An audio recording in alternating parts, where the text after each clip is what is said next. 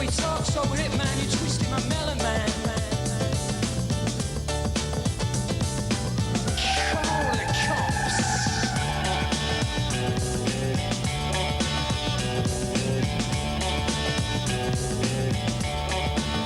Well, my words are coming free. I can see, I understand. I better roll over. I don't read. I just guess there's more than one side, but it's getting less. And you were wet, but you ain't trying. You used to speak the truth, but now you're liar. You used to speak the truth, but now you're clever.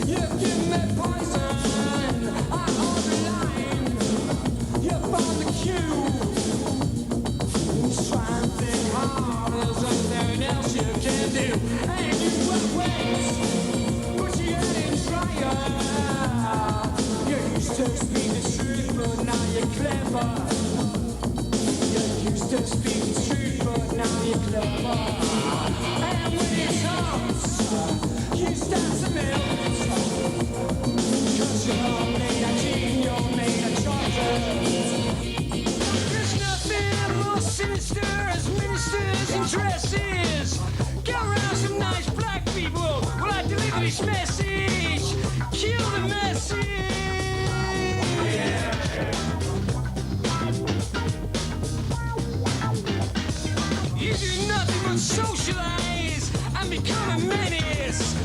Put on your Reebok, man, and go play fucking tennis. Can I get a witness? I said, can I get a witness? Oh, kill them, are you faithful? Oh, joyful and triumphant. Gather around. When I blow my own trumpet.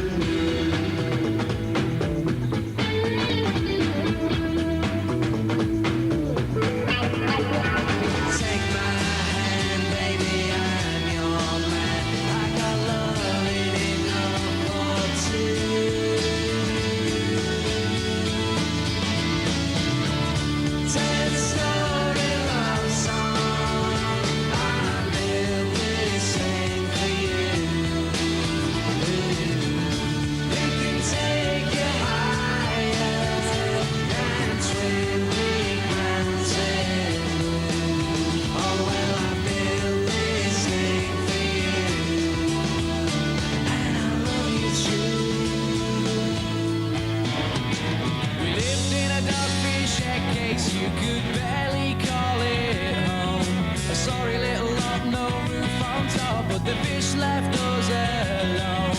Try a little more, said the girl next door. It's time to roam. Mad Lizzie comes by a couple of stones to her side to behold. She was a almost slapper and we always tried to get her pants off when she phoned. Left the cat by the sink is not what you think. Oh, take me home. Now we know where we're going, baby. We can lay back and enjoy the ride.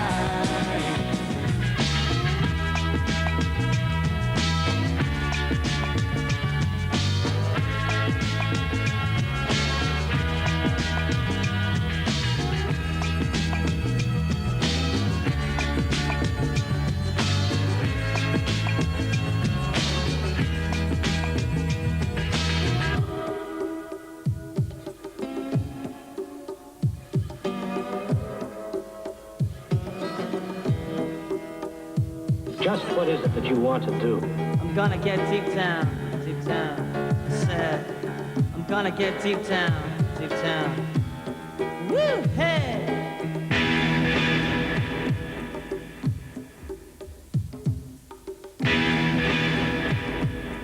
We want to be free to do what we want to do.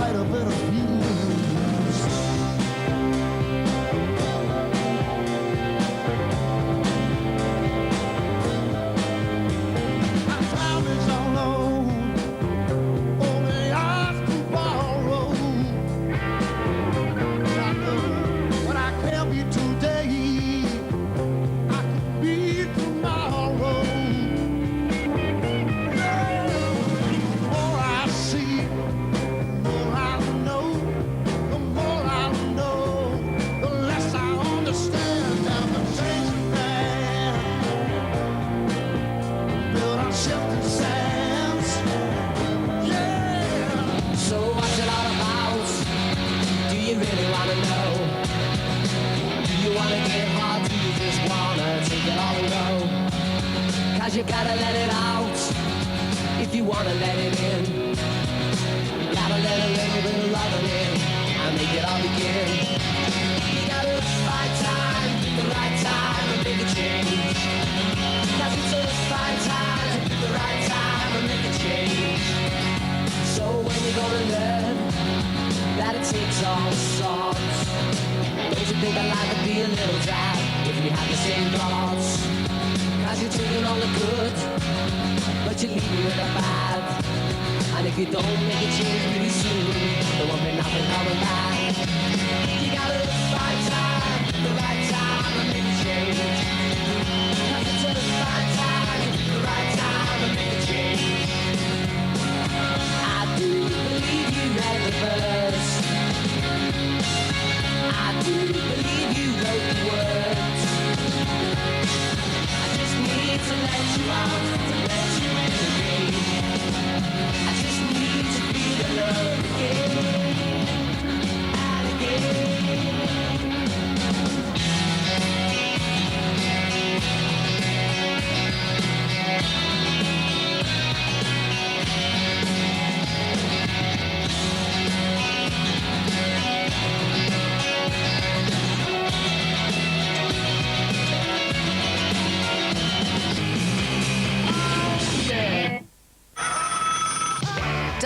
MTV. Top 20 clips of the week. Dial 1-900-123-777. Vote for your most wanted every Saturday morning. We'll count down the 20 most requested. Dial MTV. Saturdays from 8. Brought to you by Durex. This is the story of seven strangers. Seven strangers who were put together in one show and had their lives Animated. Yeah! If you thought the real world was the best place on MTV for sex, alcohol and bad language, think again. From the creators of Beavis and Butthead. It's diarrhea. That's Daria. It's too real. Watch it. Monday at 9 p.m. on MTV.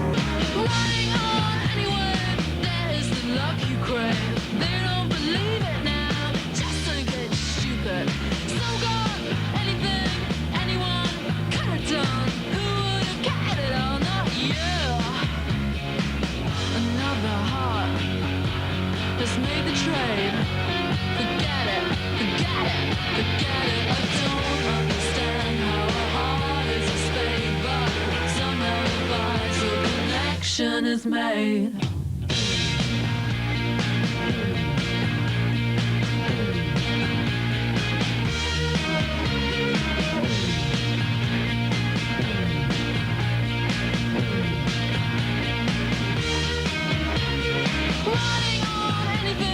Anything's good enough.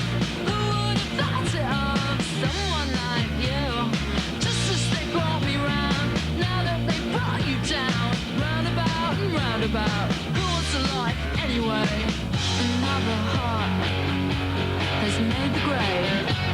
Forget it, forget it, forget it. I don't understand how the lost card is played, but somehow the vital connection is made. You wanna live like common people. You wanna see whatever common people see. Wanna sleep with common people. You wanna sleep with common people like me. But she didn't understand. And she just smiled and held my hand. I went to flagship over the shop. Cut your hair and get a job. I smoke some facts and play some pool. Pretend you never went to school.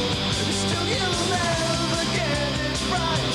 It's when you're laid in bed at night, watching roaches climb the wall. If you called your dad, he could stop it. Oh yeah. You'll never live like common people. You'll never do whatever common people do. Never fail like common people. You'll never watch your lives slide out of view. And then dance and drink and stew. Because there's nothing else to do.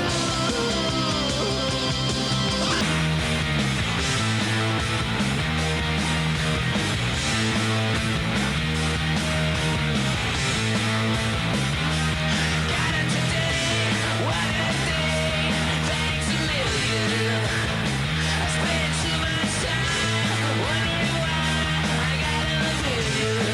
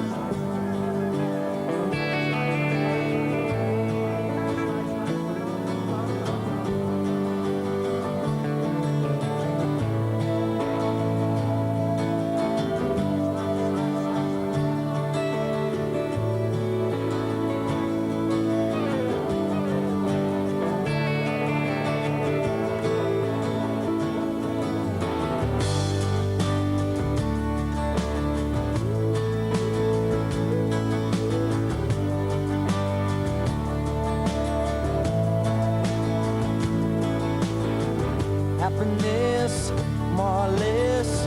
It's just a change in me, something in my liberty. Oh my mind. Happiness coming and going. I watch you look at me, watch my fever growing. I know just where I am. But how many corners do I have to turn? How many times do I have to learn? All the love I have is in my mind. But I'm a lucky man with fire in my hands.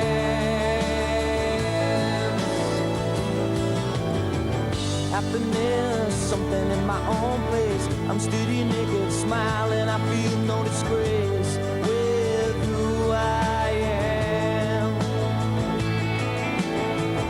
Happiness coming and going. I watch you look up and watch my fever growing. I know just who I am.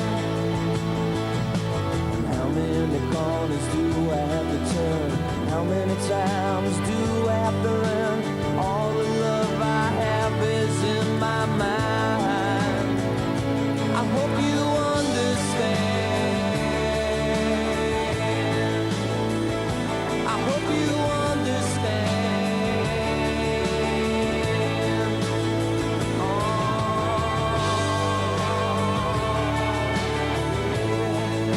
no, no, no, no, no, no, no, no. Gotta love no, no, no, happiness, more or less. It's just a change in me, something in my liberty. Happiness coming and going. I watch you look up and watch my fever growing. I know. Oh my mind. Oh my mind. Oh my mind. Oh my mind.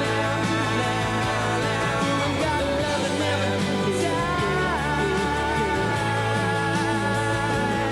Oh, love that never dies.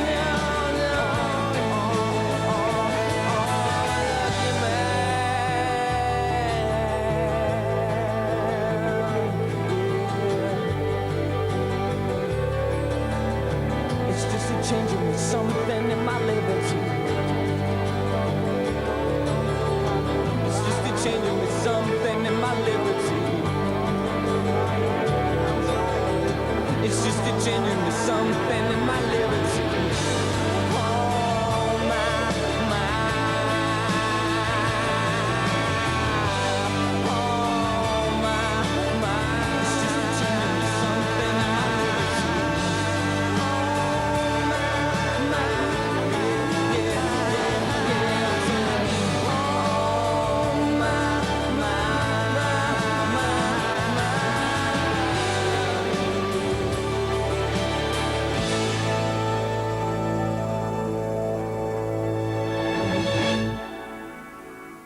In the event of turbulence, please assume the appropriate safety position.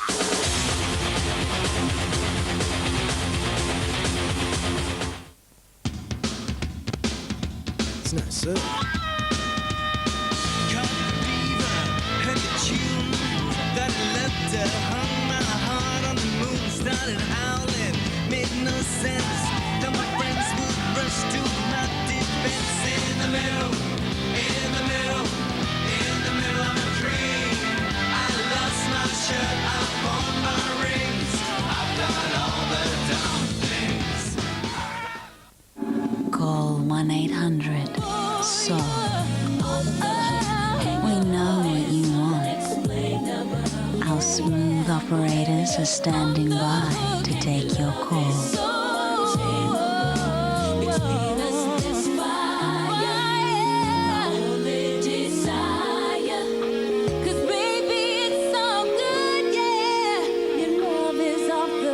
For some good lovin', call 1-800-SOUL. Tonight at 9 on MTV.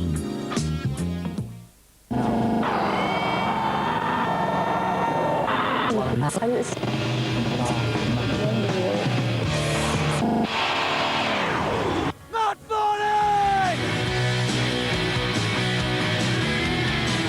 This is a band of the 90s, rock and roll. They're the best band in the world. Brilliant. Liam is a sex god. Gallagher's. I love you. And Noel is so cool. Whoa! Best rock and roll band in the world. I need some time in the sunshine. I've got to slow it right down. The days moving just too fast for me. I live my life for the stars to shine. People say it's just a waste of time. Then they said I should be my head. That to me was just a day in bed. I'll take my car and drive real far. You're not concerned about the way we are. In my mind. I don't know any teenage lad who wouldn't want to be like them. I don't know any teenage girl that would say that they didn't actually want to go out with Liam Gallagher.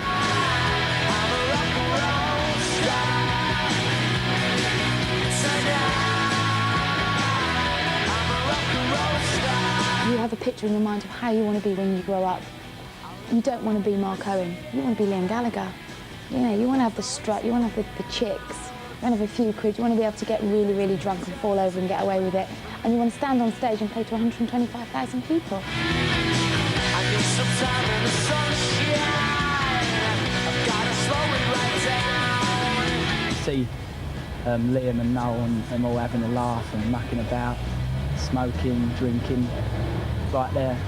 They just don't care really. They want people to know them as they are. If there's one thing about Oasis, it's about their honesty, and that comes through in their music. So even though they're in a top group, they always try and act in the way that they would normally react. And that comes a lot from, I think, from the punk ethic, because they're quite into the punk rock thing. It's a big appeal for a lot of their fans because there's that honesty there, which in a lot of other groups you really don't get, and people really appreciate that.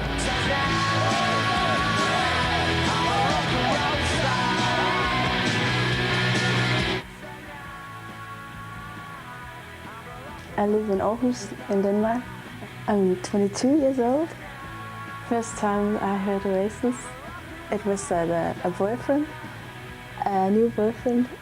I liked him, but I wasn't in love or anything. But that changed a bit when he let me hear Oasis. I need to be myself. It was just super sonic, I think. And I just thought, wow, who is that? What is that? I never heard that kind of music before. I asked him, please, can I have that tape? And he gave it to me, and he never got it back. Normally I listen to either hard music or very soft music, and Oasis just had both of it, and it's just suited my personality very well. Slowly walking down the hall, faster than a cannonball. Where were you while we were getting high? Someday you will find me caught beneath the landslide in a champagne supernova. I like Liam the most. He's gorgeous, I think.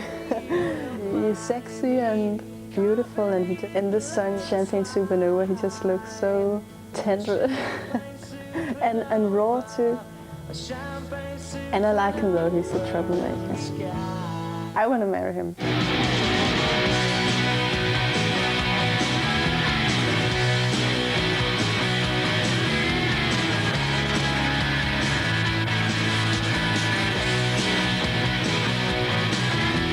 So he can stop fooling around with Patsy Kensit. Patsy. We want Patsy. Liam! Gorgeous. Yes, Liam and Noel. Noel, I love your eyebrows. You're sexy. I think it bemuses people like Noel that 13-year-old girls do proposition him and scream about him and put pictures of him on his wall, because I don't think that he has that perception of himself that he is some sort of heartthrob But obviously it's confirmation that you have arrived. Hi, baby.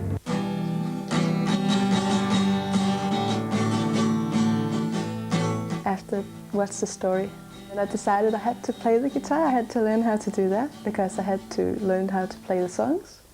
I gave my teacher this Wonderwall and I said, teach me how to do this. And I couldn't do anything at all. You should help me.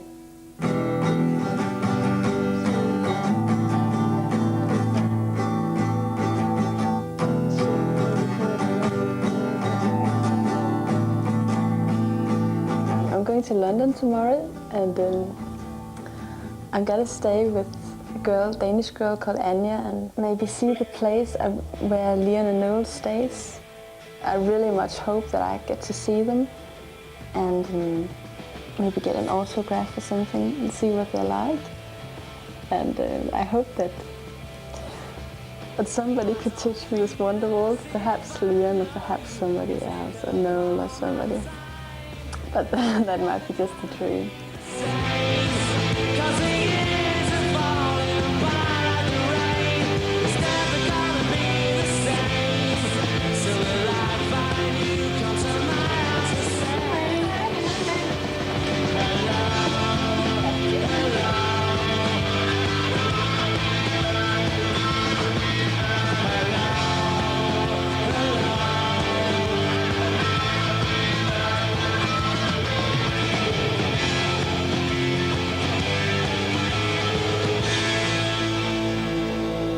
I'm here just outside Abbey Road Studios, where Beatles were recording and Oasis and a lot of other famous persons. And I'm very much hoping to get a glimpse of somebody from Oasis, and I brought this one, so maybe they could sign it or something. 30 years ago, people, it was the Beatles, everyone's the Beatles, the Beatles, the Beatles, and today it's Oasis, Oasis, Oasis. Oasis are the best band in the world! You can check out some of all the things that people are writing. They've been writing quite a lot of funny stuff about Oasis. What's to say here? If you have been here, you will see Oasis. Oasis set circle. I wonder what that means. Oasis Hall. Noel Gallagher is God, and I met him here. Lucky bastard. Oasis rule, Liam's cool, bonehead. Mom is very fun. Kylie and Bonehead forever. And this one I wrote myself. Liam Gallagher is a sword. Been out twice, haven't we? Yeah, twice before, yeah. Been outside Abbey Road Studios. They come out the studios, and then Naomi just said, do you want to come down the pub with us? And we just went in with him, and he just ordered us a lager each. Big shock. It's rock and roll. As their success has grown, they have always, as far as I can see it, looked out for their fans. Because a lot of the time, they remember how they were about certain groups, and now they're in that position. They don't want to disappoint people in the way maybe that groups have disappointed them in the past. And so I actually think that, but what they look for is respect. It's not like, oh, isn't it great, you love me and I'm so wonderful. It's like, you like this music? Yeah, I like this music as well, isn't it great? We're trying to get our own little band together. We go around his house sometimes over recording sessions. Yeah. Sing out different songs. Mainly Oasis, It's just learning. We got a good couple of takes, haven't we? Yeah. I'm free to be whatever I choose, and I'll sing the blues if I want. When they listen to our records, we just tell them how good their lives could be if they wanted it. I just don't like whining, snivelling, whinging rock stars. People like Eddie Vedder, you know what I mean? What's the point? Why is he in a band if you're so pissed off with it? You know what I mean? Why don't you just go work at a car wash, you know what I mean? Or like McDonald's or something. I hate pop stars who go and whine about the price of fame and this, that and the other. Let me just tell you that being famous is great. I love it. I think it's the best when you get stopped walking down the street for an autograph. That's the best feeling in the world. Free to be whatever you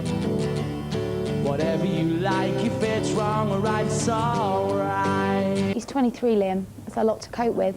But again, you know, I don't think there would be that much attention on his private life were he not dating a very famous actress who'd also been linked with, you know, people in the same line of work. I think, yeah, it must be really tough for Liam, actually, because also he's got a job to get on with, and more than anybody he's scrutinised, you know. I think even Noel would agree that he couldn't live that life.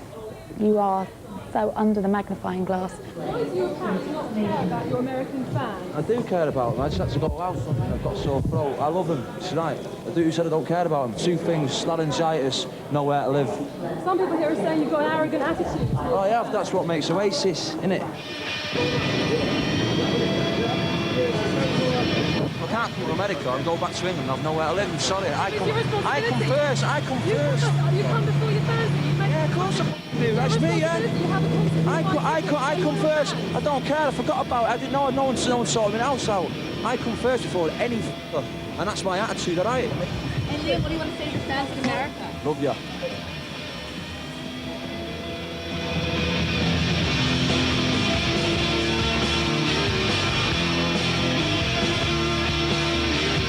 We're sitting in front of Noah's house, waiting, long time, sitting here staring at windows.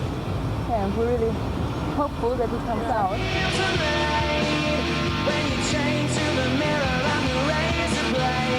They must be home while the curtain's up.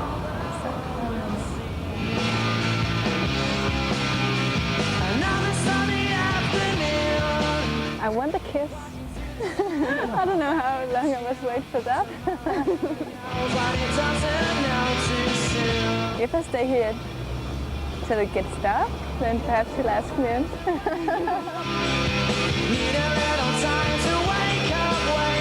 Where are you?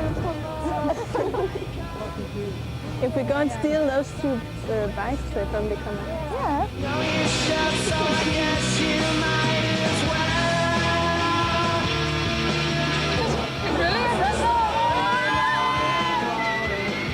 Oh, this is a very, very cool indeed.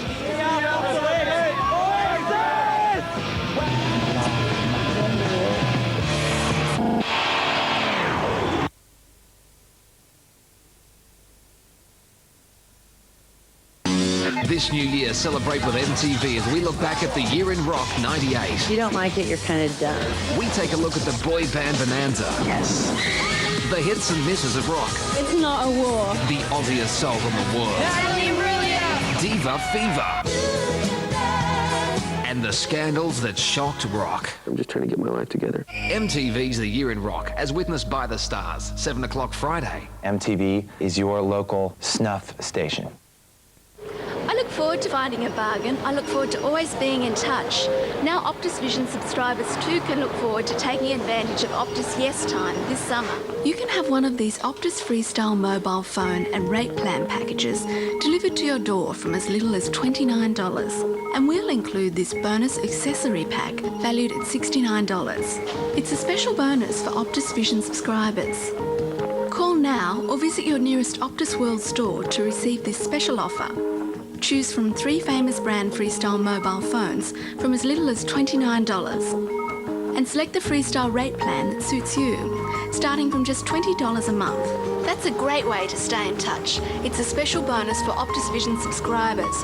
Call 1-800-501-296 and your new Freestyle mobile phone and bonus accessory pack will be couriered straight to your door. That's something to look forward to.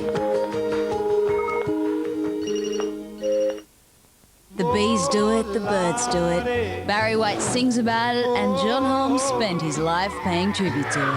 50 horny guys and 50 horny chicks crawl out of the primordial soup into the studios of MTV.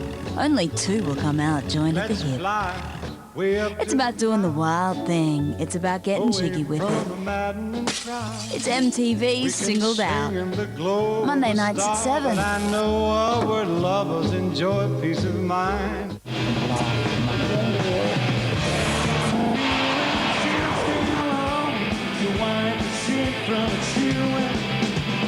Nobody ever mentions whoever will make or break your day. And nobody ever seems to remember like it's a game playing. We live in a tunnel time. We have the chance to clear it away. And it's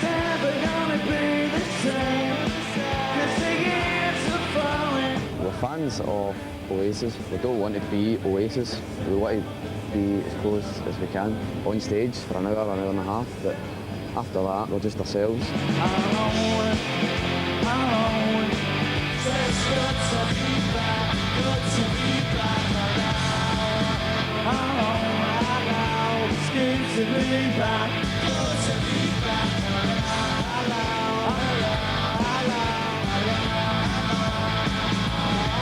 People seem to think that, like, say I'm in a nightclub, like say a Friday, Saturday night, they would come up to you, oh, there's that guy who thinks he's Noel Gallagher. Look at him. I don't all say that, but the majority of the people like, respect us for what we do, you know, and like, they're going nice one another. One thing I hate, see when I go on stage and there's all these guys down at my side at the front, I hate that one. Well, I mean, I've seen gigs where it's either like predominantly boys, you know what I mean? And apparently we're a lads band. Yeah, they're more of a lads band. To me, I mean, I just see more girls at our gigs than anybody else. It's no good about any bands going on either, is it? Maybe that's because I'm just looking for girls. So if there's any guys come to see us, don't come down to my side. I hate that one.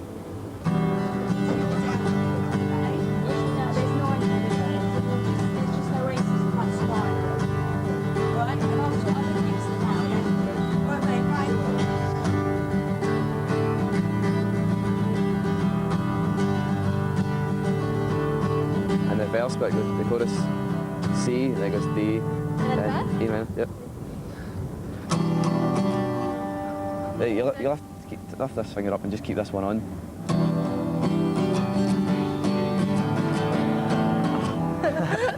Do you know the next bit? Maybe you're going to be the one that saves me. So it's like C, E minor, G, E minor. Do you want me to show you like before? Yeah.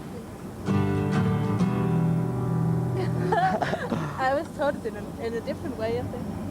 Like, Well, that is the right way. E minor. You just need to get used to the rhythm. And C again. You lift up this finger and just keep that one off then. Then go to E minor. It's like G, D, but I don't know how. E minor. But I don't know.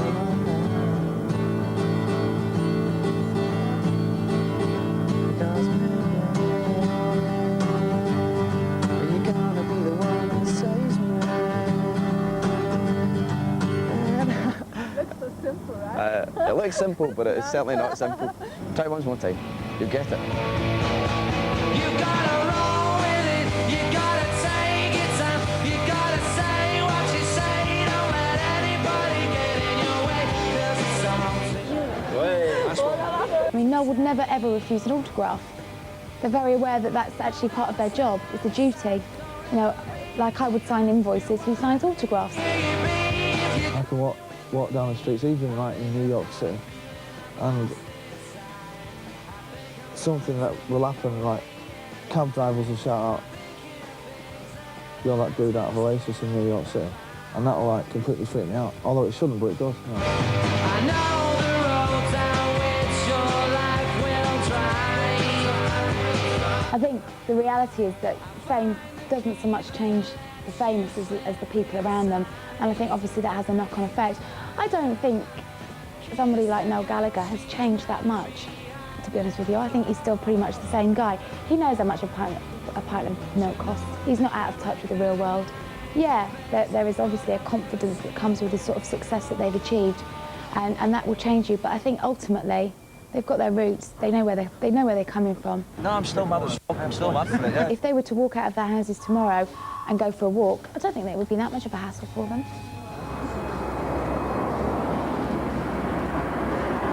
Well, we're outside Leo's house, and he just came out a few minutes ago, and he hardly had any clothes on, so maybe he was going to have a shower or something. But now we're just waiting. So we hope he come out again, but still no clothes on.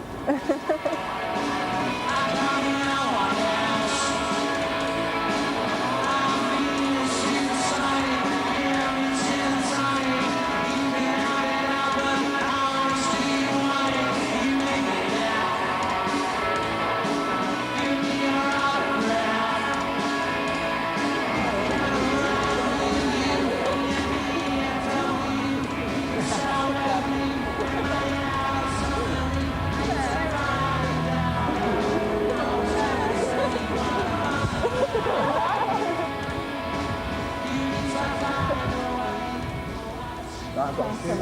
See you later. Thank you. Bye. Bye. Oh, he's beautiful. He was much more beautiful than I thought. I'm happy. He was less arrogant as it's saying in the papers. He was really friendly. And he smelled good. She's pretty. No. She looks so old, I reckon. But she's not very young. No, she looks old. I think. Yeah. How old is she? I don't know. 35 or something. Yeah, it's okay. Yeah. She looks pretty. Yeah. She's pretty. Yeah. Really pretty. 45. 35. Whatever.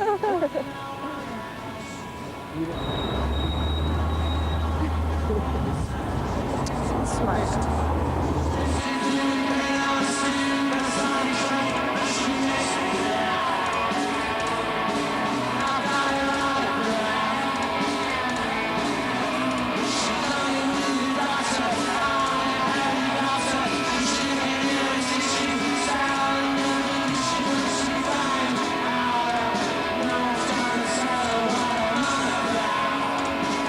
It's just a different class of music. No, I thought Wonderwall was wicked and their last album was really good.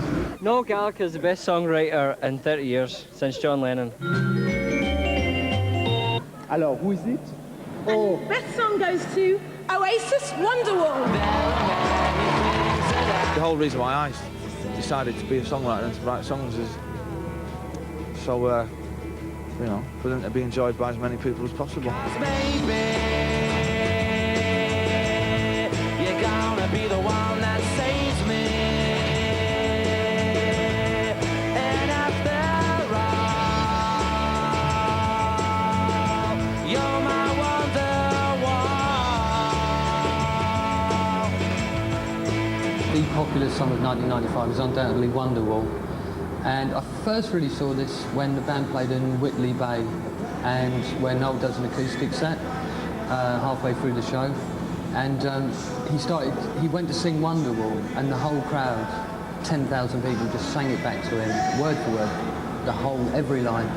And it was the first time I'd seen it happen, and you really got a sense then of what he'd achieved and the communion, which comes from the football terraces. You know, he used to go to Main Road a lot.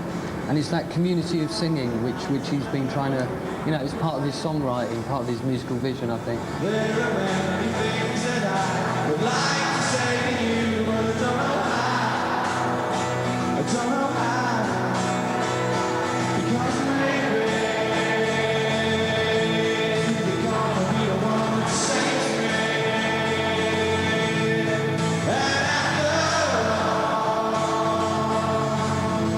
you're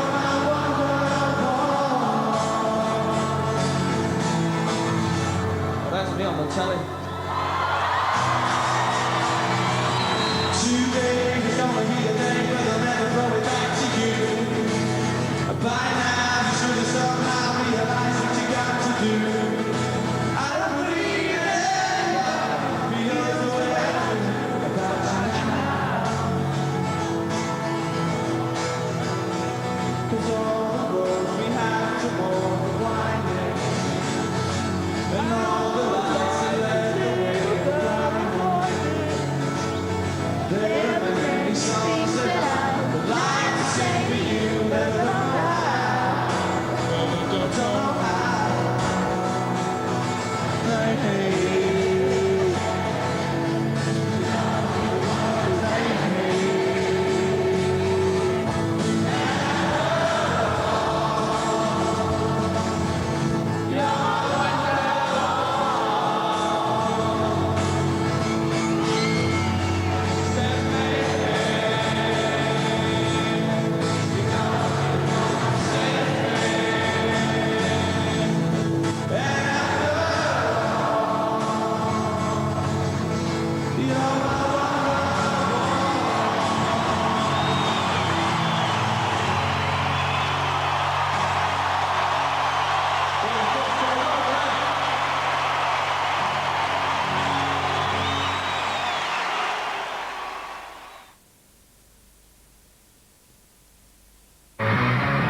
watching Britpop Day. All day today on MTV.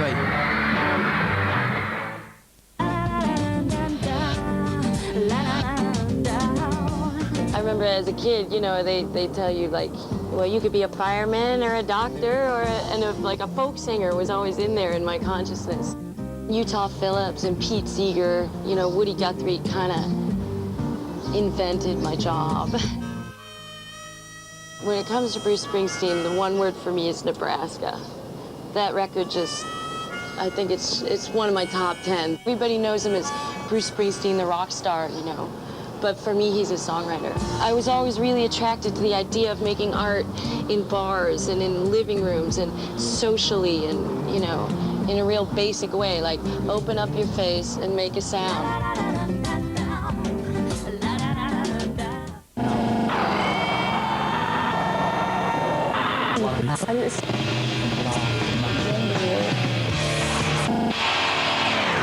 Read everything. Yeah.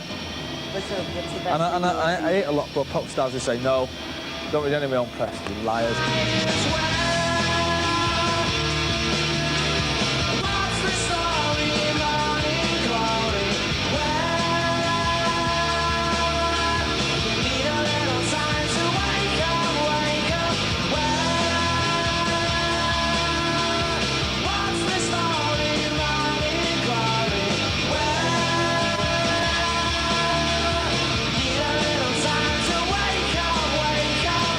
We don't really care what they write about us in the press, as long as we're on the cover. You can write anything you want about us inside, but as long as we're on the cover, it don't matter. It was refreshing to have a group like Oasis come along who just broke all the rules and who behaved badly, who were glad to behave badly, didn't try and conceal it. It was like a breath of fresh air, really.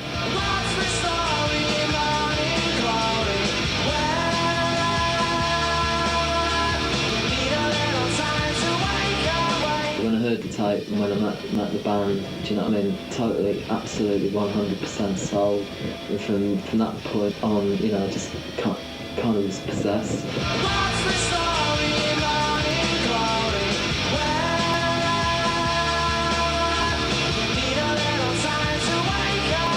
If I'm asked whether it's by a newspaper or something that it would be good to go and get something, or someone or a particular person, I know they're up to something, I get information, whatever. I go out and do it because I know that it will publish and people are interested in it.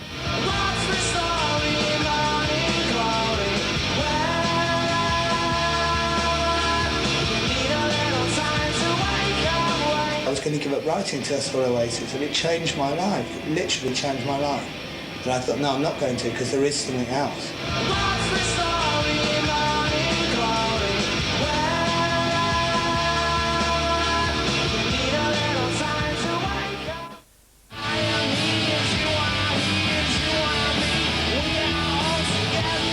Paul's life of here came several months down the line because, you know, we didn't want to really have,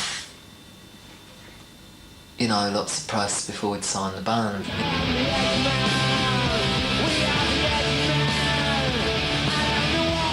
So I wrote this review, and I went to Melody Maker, and they were saying, right, we'll give it like 200 words. I said, no, it's got to be with a photo, because they're going to be enormous. And they went, no, we haven't got any space, we'll just do a little thing like that. And I said, right, I'm resigning unless that goes in. And I think in the review I'd said, they're going to change your world.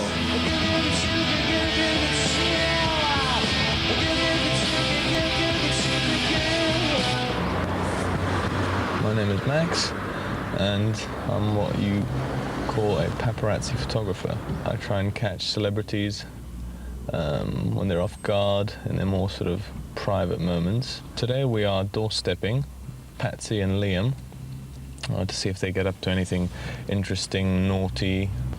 I'm going to try and follow them and see what happens from there, really. I need to be myself. I can't be no one else.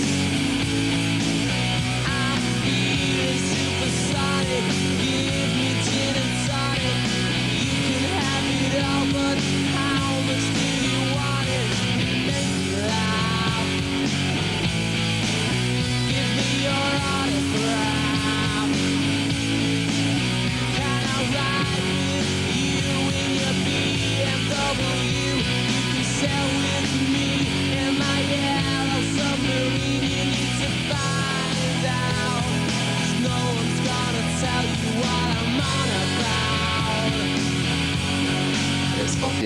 going to be on the cover of The Enemy. It was obvious they were going to be on the cover of The Face. Not only were they the most exciting rock and roll band with the best songs, they looked fucking brilliant and they had their own style. The first time we got a band who were free of all the kind of the contrivances of style. There was no manufactured image. They weren't trying to sanitize themselves for the press. They weren't doing the pretty boy routine.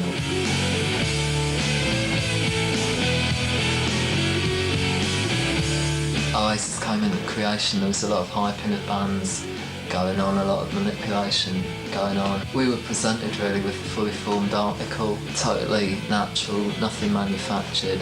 So we wanted to present them exactly how they were. Here's a band that don't need to bullshit. They don't need to try and generate an image. They don't need to have the PR machine grinding away in the background, creating this image for them.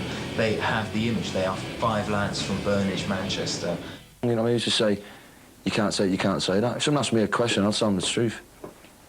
Because I'm not ashamed of anything. I can go to sleep at night. If people ask us a question and we're going to give them an answer. I'm not going to get into having arguments and go to court and... Lawsuits and... Yeah, no, that's like with some ragmag that can wipe me bum on and throw it down the toilet. You know what I mean? I'm not going to get into that. I just get... You know what I mean? Just keep on plugging away. Just get on with it. You can write what they want about me. Not seen anything yet.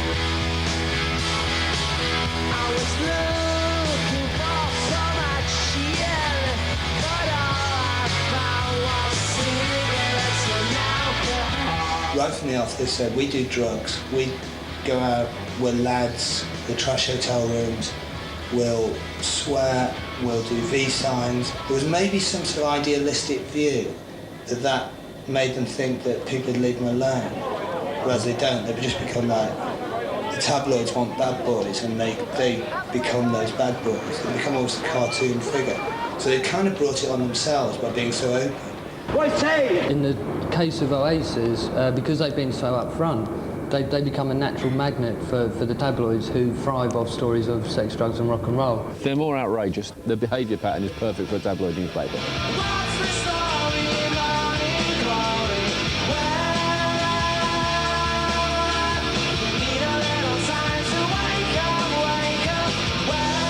It's now 1:45. We've been here since 11:30. And absolutely no sign of any action whatsoever. About 15-20 minutes ago, the curtain twitched and someone looked out the window, I believe. There's some fans over there.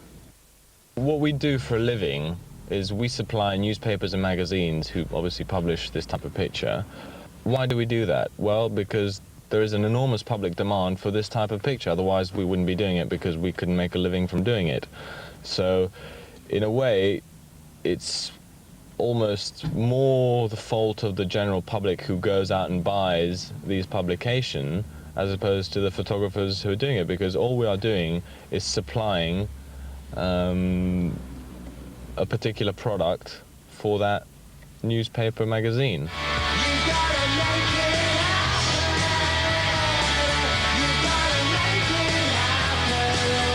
As opposed to the music press, the tabloids never talk about music. The tabloids will always talk about the personal side of their lives, and they will also hassle them to inordinate lengths. To a certain extent, it's bound to happen. You know, it happens with the Royals, it happens with, you know, anyone in the public eye, but it basically amounts to harassment. As you can see, I'm now having my lunch. We have some action. Girl with red hair going into the house. Could this be the nanny? Well, she's got the keys, so she obviously lives there or works there or something.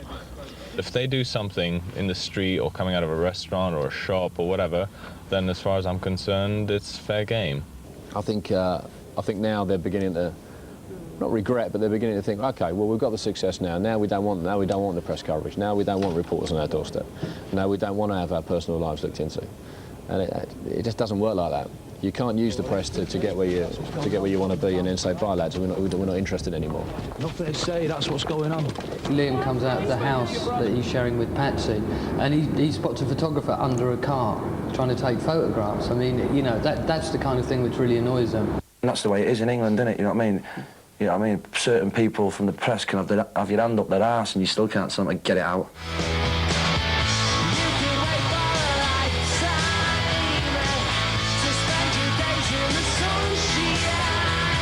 They've undercut the whole tabloid idea of what constitutes a scandal, and that's why the tabloids are after them. They come to the door and they're asking you for stories. I mean, you don't mind telling them, but they never write what you say to them. It's a crazy situation, but all I need are cigarettes and alcohol. Their openness, it did help, but it was also kind of a hindrance. There wasn't an awful lot to reveal about them. You couldn't write a story about Oasis, Noel Gallagher's appalling drug shame, because he talked about it. It's not like you're going to get a big shock horror that, oh, Oasis take drugs. Oh, what drugs shock? Shock to who, I wonder? Like, you don't know that. I mean, Oasis have always been very upfront and very honest. This thing about drugs and all this, if they were doing that much drugs and all this thing, they'd be dead. Just got to learn how to play, you know what I mean? They hit the ball, you hit it back. Play the game.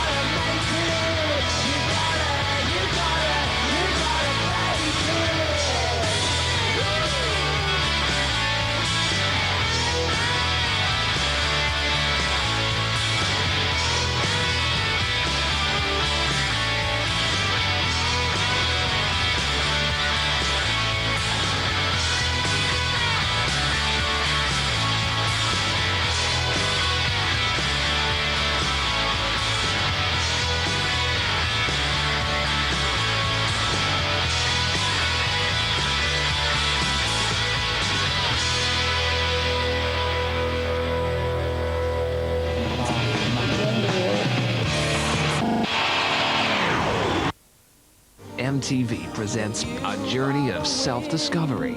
This bus ride is giving me wood. Okay. Two boys on the foothills of manhood. The trials. What's your name? Betsy Weiner. And tribulations. See? Crap. These are the coolest dudes I've ever met. Sharing that special bond. Beavis, you gotta get a whiff of this. I just cut the cheese. Beavis and Butthead. Weeknights at 6:30 and 11:30.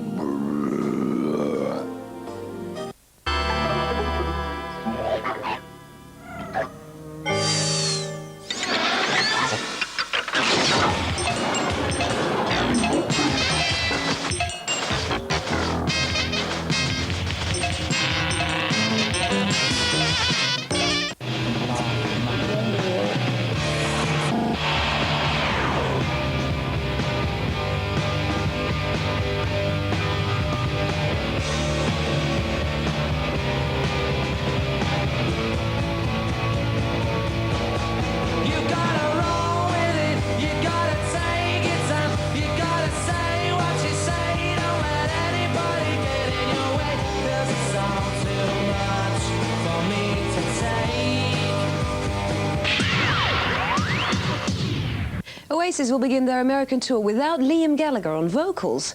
Liam walked out on the band this week 15 minutes before he was due to fly out to Chicago for Oasis' first concert. Tabloids, the weird one was the splitting up one, where it was ahead of Princess Diana's divorce going through. It was ahead of Bosnia. It was ahead of like major events in the world, and it was like, you think this is how important they've become. When Liam's got a sore throat and he's on the front of every fucking paper in the country. Liam has been officially diagnosed by a doctor as suffering from laryngitis. I just had problems at home, you know, finding an house, had a sore throat, couldn't come to America. That is it. Me and our kid are sweet. Have you heard about Oasis splitting up? I've heard nothing. I don't know anything. I haven't spoken to Liam. As far as I know, he's on a plane back to London. I'm baffled by the whole thing. So no reaction to that at all? Well, how can I have a reaction when I don't know anything? When they left the tour in America, I mean, I was sat inside in my house from Thursday until Tuesday, and I opened the papers. Different people brought in the papers. I opened them every day, and there was these great big interviews I was supposed to give them. I never spoke to the papers at all, saying that Liam phoned home and said he wanted to come home to Mum. Liam never phoned me at all, never said he was on his way home, that it was all getting too much for him. Liam, has the band split up? Papers this morning, one saying you have, one saying you haven't.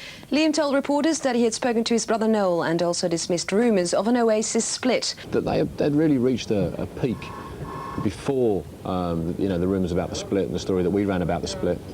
But the fact is that when we ran that story, you know, our sale went through the roof.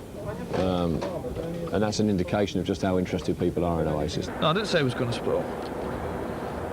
I was misquoted, as one tends to get in the English press, every now and again. It did trivialise everything. It did change the angle, you know, it did change the angle, and it took it, in a way, further and further away from the music. I know the road down which your life will drive. I find the key that lets you slip inside. Kiss the girl, she's not behind the door. Do you know I think I recognize your face, but I've never seen you before. You've gotta roll with it, you've gotta take your time, you've gotta say what you say, don't let anybody get in your way, 'cause it's all too much for me to take.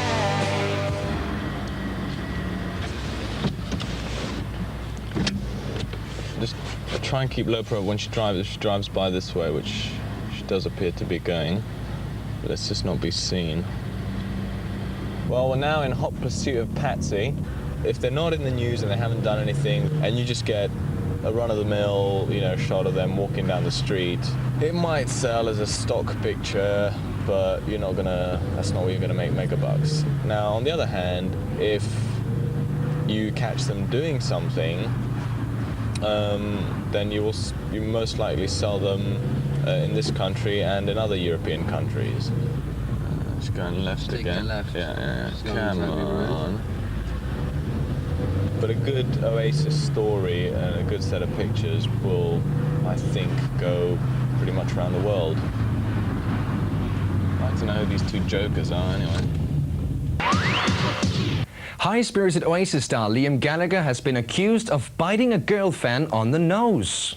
It annoys me when I read about, the things they say about Liam. It makes you out as if, sometimes I read and think, well, that's not the Liam I know. Because, I mean, they just go to town on it altogether, and this about drugs and, you know, that thing that's on the paper. Scruffy. And scruffy and untidy and all this. I mean, that is not Liam, so now I just don't take a bit of notice of them. It's like if Liam Gallagher's seen out drinking in a pub with someone who might be someone, you know what I mean? It's front page news, because that's just the way the English tabloids work. It's the way they sell papers, and the English public fall for it.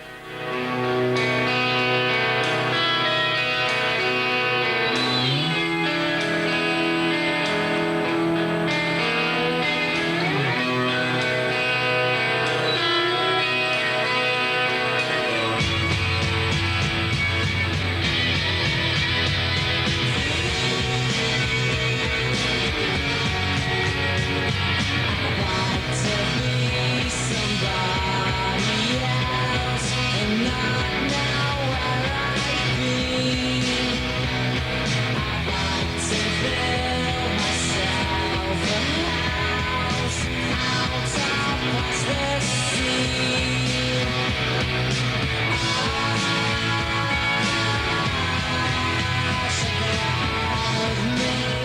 Not all members of Oasis are actually worth photographing. The main one, obviously, is Liam. Sort of a bit further down is his brother, and the rest, I mean, I don't even know what they're called.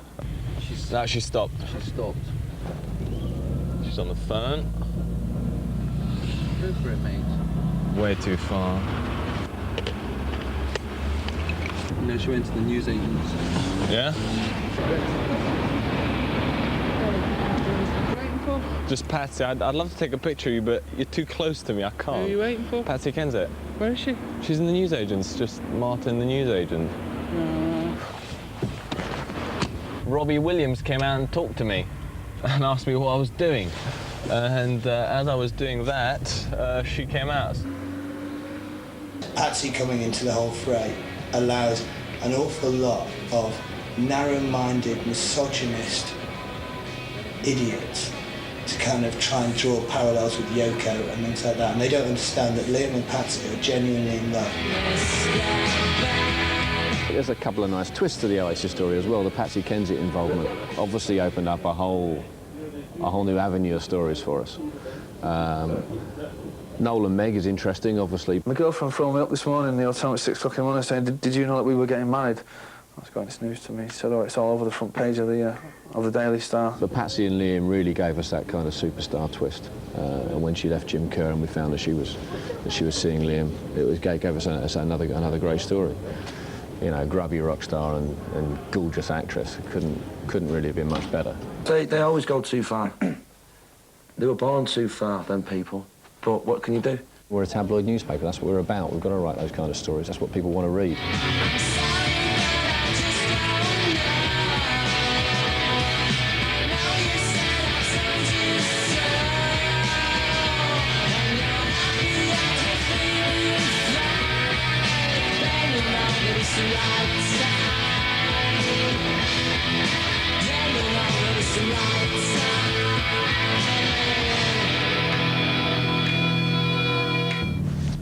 She's going down the Edgware Road towards Hyde Park Corner. Not sure if she's spotted us or not. Anyway, she's heading into town and see what happens. Oh shit, we're behind her. Oh yeah, she has. Because she indicated to go right and now she's going in here and she's going... She knows. We've lost it. Shake along with me. Shake along with me. Shake along with me. Shake along with me.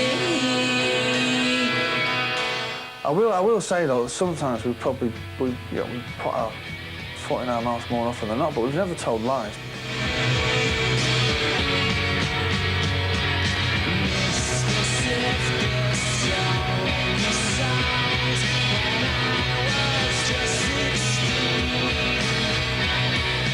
When the shit hits the fan, whether it's, you know, some remark or, you know, the band coming back from America, you know, it's very important to, you know, isolate the facts from fiction and the rumour. Have you read that piece in Rolling Stone? Yeah. It's like, I mean, why did I bother writing 2 albums? And then all that gets written is about certain other people smashing hotel rooms. I'd be a liar if I said we haven't got things wrong in the past.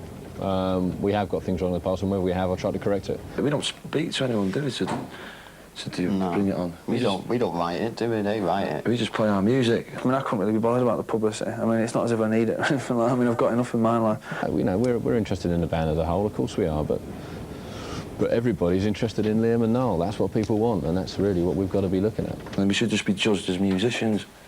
And bloody good fine ones at that. We're not saints. We're not saints, yeah. To kind of get through all this tension and deal with it is fucking absolutely impossible.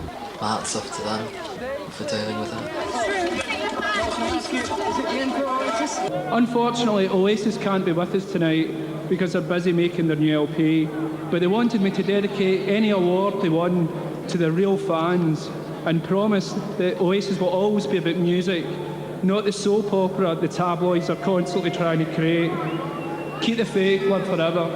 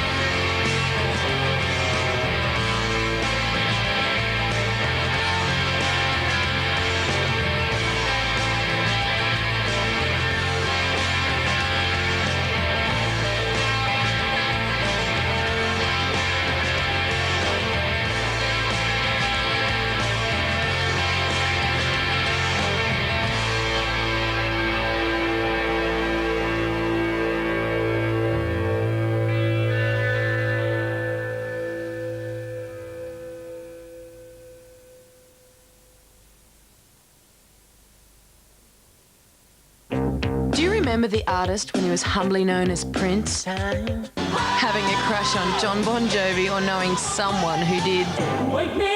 Wearing fluorescent clothing and thinking you look cool. Michael Jackson before his nose fell off. Or wanting to join the Breakfast Club for a Saturday detention.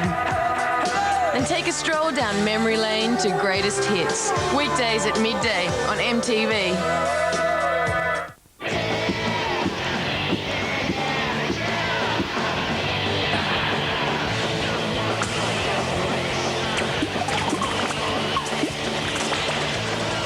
Pepsi, Generation Next.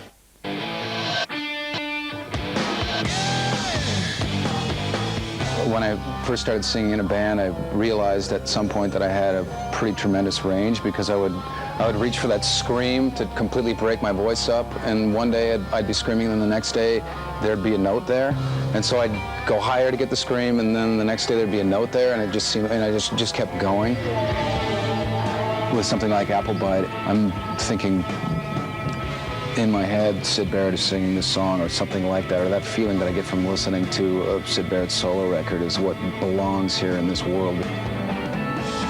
Syd Barrett's lyrics, particularly the first Pink Floyd record, and a lot of the music was kind of frightening and dark, but his lyrics were sort of almost cartoony, kaleidoscope circus lyrics, and the contrast I've never heard before or since. It still sounds amazing. If somebody told me it was a brand new band, I'd go see them and think it was great.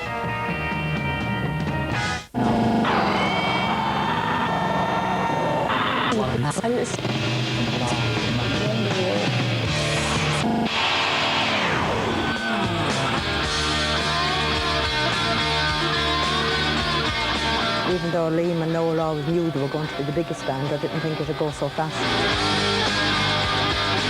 We were very good at covering up to the outside world. We'd seem like the perfect family, but inside we wasn't.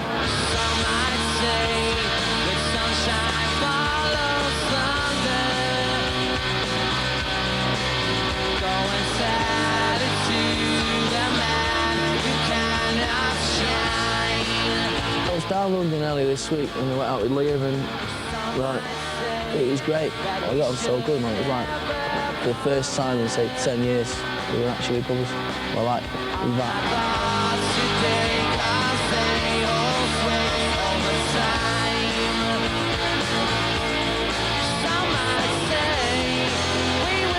No, first memory, I mean, we were always brothers anyway, but first memory is 1969 when Neil Armstrong landed on the moon, and we were perched on this big table in our front row, looking at these little black and white figures. It's one small step for man, one giant leap for mankind. You couldn't really say me and Liam had a relationship as a kid because when I was 14, he was only 7. When I was 7, he was 0. You know, the age gap really materialises when you're a kid, but me and Noel were like that, we were close. Noel and Paul mostly done things together. Well, then Liam was always tagging along with them. Always mischief one getting into. I think they wanted rid of him as he was growing up. But he always made sure he was in there with them. Everything they would do when he wanted to do it as well. When Liam was a baby and I wanted to go to the shops, I used to tell Paul to, I'd push him down as far as the library, tell Paul to look after him there until I come back from the shops. But as Paul got older, he used to turn around and say to me, well, he's your son, your baby, you look after him, you had him.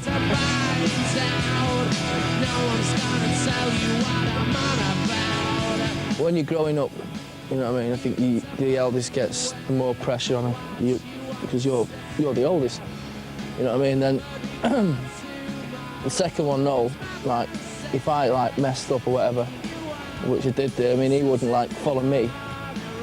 He'd see what I've done, but correct it. And then the younger one, like Liam, would look up to Noel. Liam was always the one that was sort of mostly with me. He was spoilt, let's have it right, you know.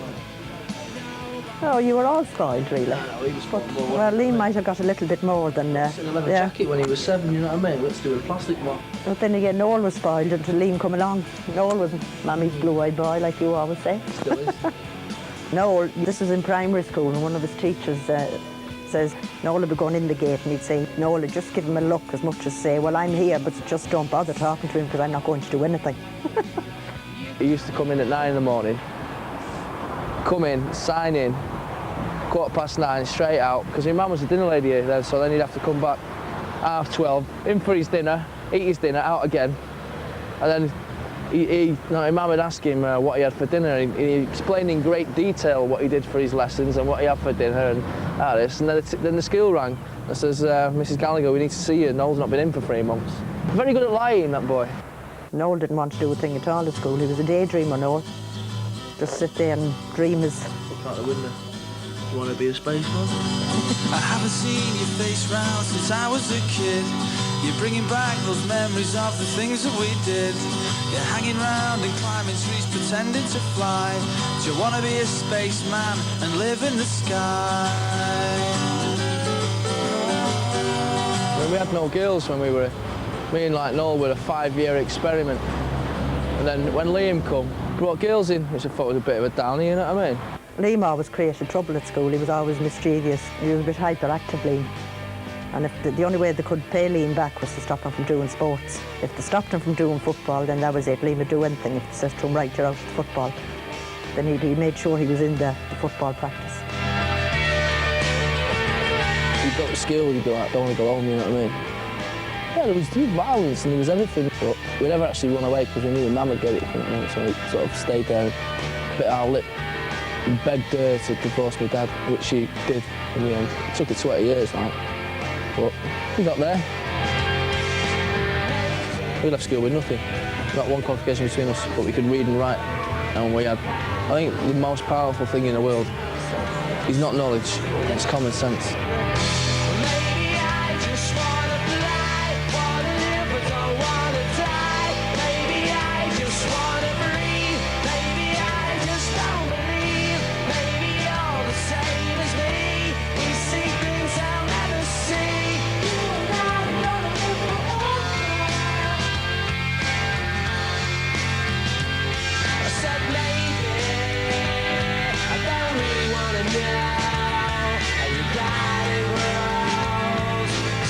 Noel always loved clothes. Ever since when he became a teenager, he always loved to dress up. By the way, can I just say that this is Pete Townsend's original Union Jack jacket. How do you know? From the cover of My Generation. How do you know? Because we got it off Roger Daltrey's niece. Right? So there you go, check that out. We were dressed like twins until we were 12, which sort of pissed us off. We both had to wear the identical stripy jumpers and combat pants with about 65-inch flares, you know what I mean? We try not to dress identical now. Noel was a rockabilly once. He thought nothing better than walking around with a donkey jacket with a Confederate flag slapped on the back, one of them stupid hats with the thing on, and a big pair of boots. Liam, all his clothes are still in my house. He has a wardrobe full of clothes. Packed to the top with his clothes that he still hasn't moved to London. They don't fit me, so you know what I mean? I like to wear like baggy clothes, you know what I mean? And not like short, I like to like have it hanging loose, man, loose fit. Like tight up top, fair at the bottom, pair of trainers. So what do you think is the worst fashion mistake someone's made? Have you seen someone that's so like, ooh, like so fashionable and it's really doing your head in, it looks hideous? Yeah. Right? Yeah. Who? You. Oh, you bastard. I suppose in a way when I go and look at his wardrobe, I think there's still a part of him still here. Liam Gallagher of Oasis looks set to be working with Italian designer Gianni Versace as one of his future models. You may remember in July of this year, Liam jumped up on the catwalk at Versace's menswear show. And his catwalk moves obviously impressed the Italian designer. Noel always brought his girlfriends home. He always met everyone. Liam was one for the ladies and all. Paul didn't bring his girlfriends home, but the other two did. Always brought the ladies home. What about German girls? I'm married, mate. It's not so I'm all right, me. I was seeing someone at the moment.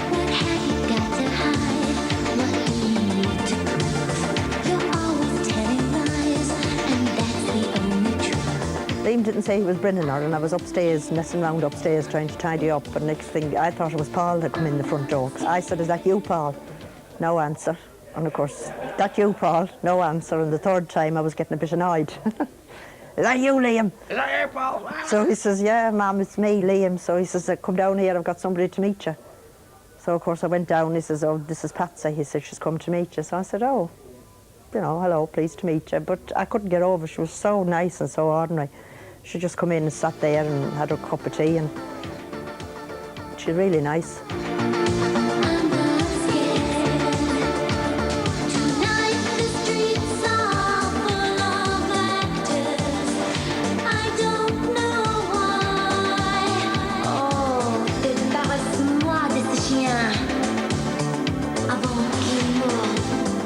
Liam's man at the moment, isn't he? Because he's getting married or something. So the press told me.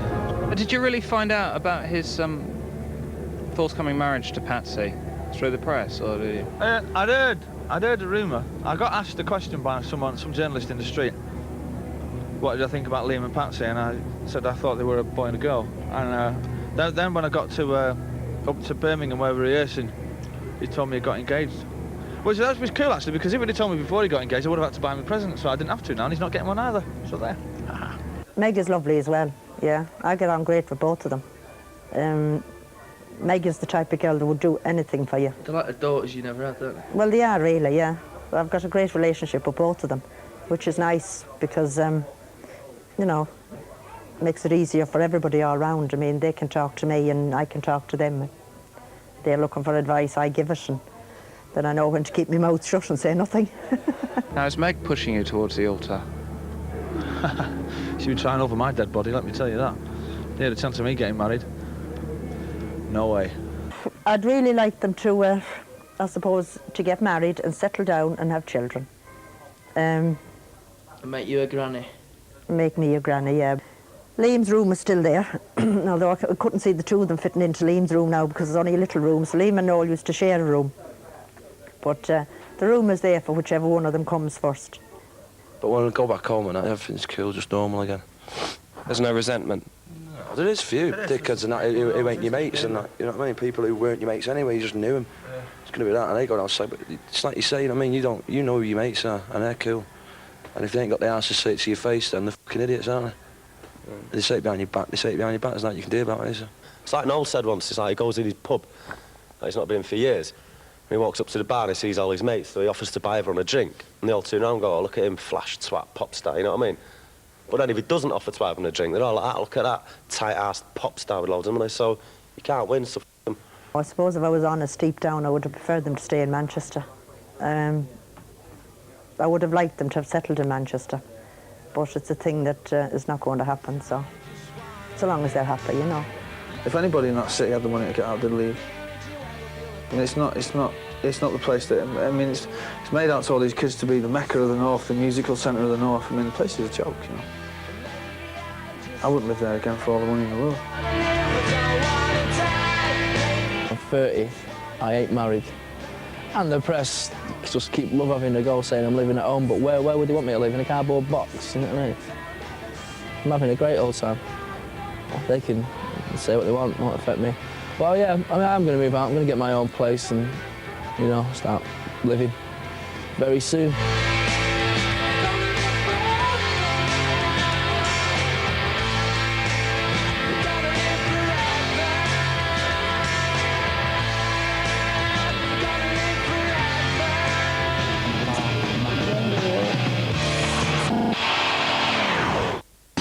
This new year, celebrate with MTV as we look back at the year in rock, 98. If you don't like it, you're kind of done. We take a look at the boy band bonanza. Yes. The hits and misses of rock. It's not a war. The Aussiest souls in the world. Diva Fever.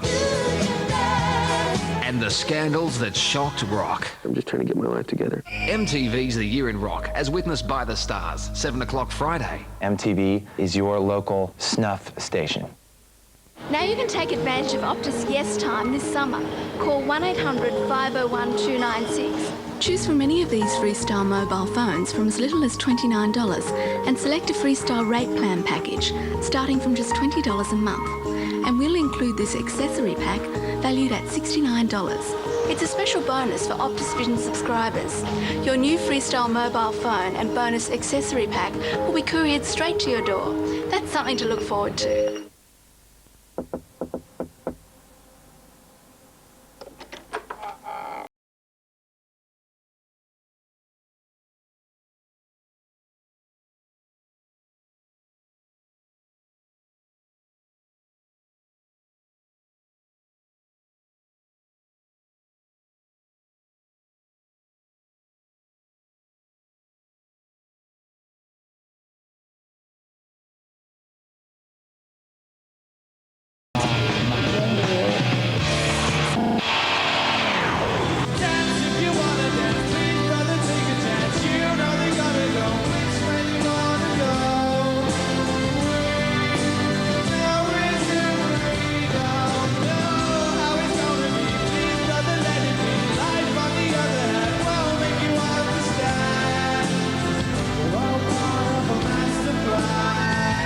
Noel always, just imagine there's a big ladder out there in the world. And he won't like me saying this, but he did use quite a few people to step up certain rungs and stuff. And I could see that from when he was, say, 17, 18. He'd have his mates for playing football, then he'd have his mates for music. And when he got bored of his mates for music, he'd get other mates. And he just, that progression. And in Spirals, he had them, and he'd done something else, and he got the real people, and he just bang, bang, bang. You want to be the best of all the things that come our way. I first met Noel through other members of the Inspirals. He became friendly with Martin and Craig in particular, I think, the rhythm section. And he started coming to gigs as a fan. He was a big fan of the Inspirals, even though he wouldn't admit it now, would you, Noel?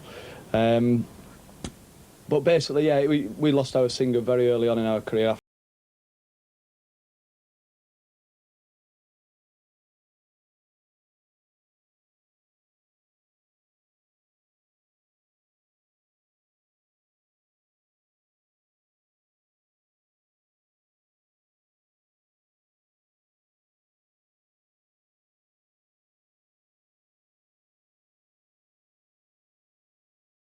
We all liked him and we wanted him to be part of it. So from that moment on, we employed him. What was Noel like as a roadie? You would never see him sweating. You would never see him wearing a baseball cap. You would never see him with a bunch of keys hanging on his belt. I find it hard to look at him as just a roadie because he wasn't. He was more than that. You know, he was more like a cosmic advisor and supplier of things. Noel was shady and he was a scally. He was proper, you know, whatever the definition of the word scally is. I'm sure Noel fitted it. But just instantly lovable and instantly respectable. You know what I mean? You couldn't help respect somebody like that. And just even though he was selling you a stolen mountain bike.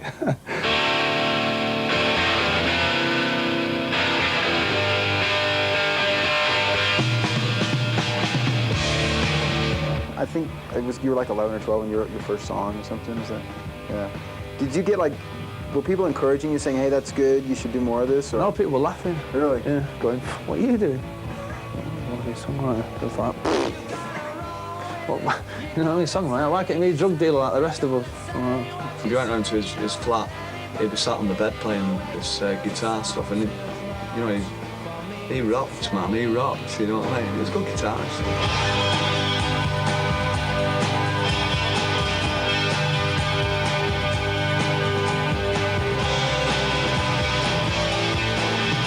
Liam, when he started at high school, like he used to play the guitar messing about. But then he thought he'd go one better and get a violin. You know what I mean? Like walking through the gates is like, I don't only play the guitar, mate, but I play the violin as well. You know what I mean? The Nigel Kennedy of Burnage. I think then he thought he'd get called the sissy, so he dropped the violin. And then 2 weeks later the guitar went as well, and he decided to become a hooligan for 5 years.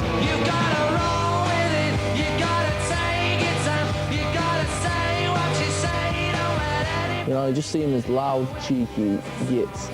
I didn't see him as a singer, not one bit, not even when he went to see the Roses, not until he come in that night and went, I've auditioned for a band, and I went, you can't fucking sing, you know what I mean? He says, I know I can't, I can shout, and then I'll develop singing. I can I can do it just as well as anybody else. And from there, he's just worked at it and worked at it and worked at it, and I think he's got one of the best voices in Britain, or maybe the world at the moment. Because he puts that much passion into it.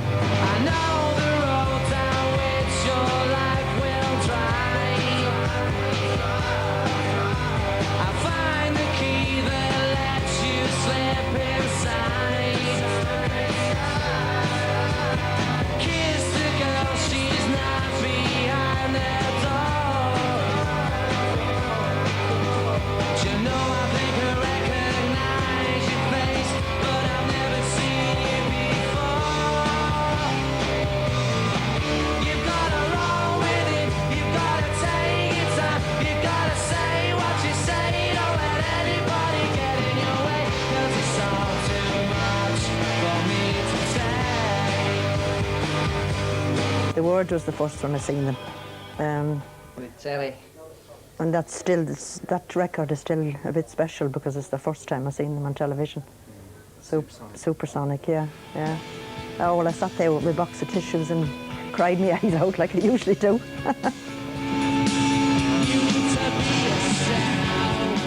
Very, very strange, yeah. Thinking they were just, they're my two that's on there.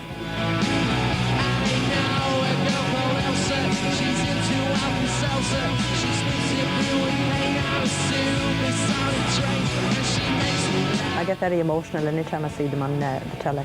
I'm getting used to it now.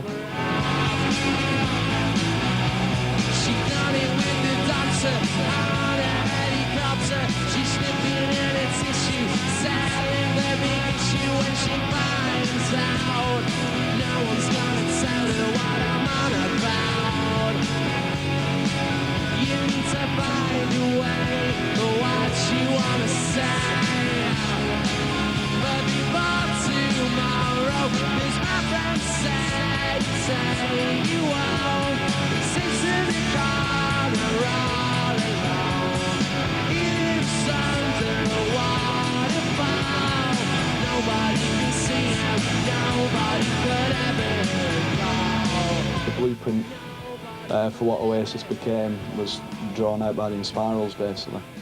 And what Noel did was knock off the rough edges of what we'd done, i.e., you know, take away some of the little mistakes we made.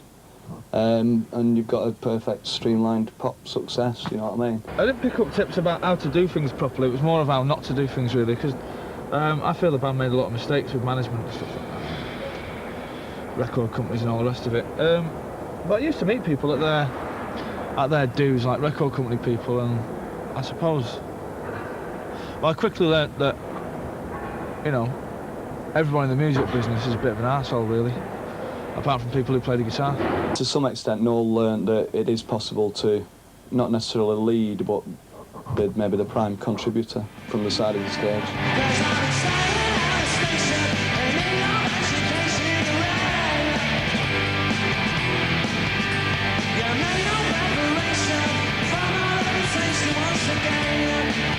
I can't actually say that Noel borrowed anything lyrically or musically from the Inspirals.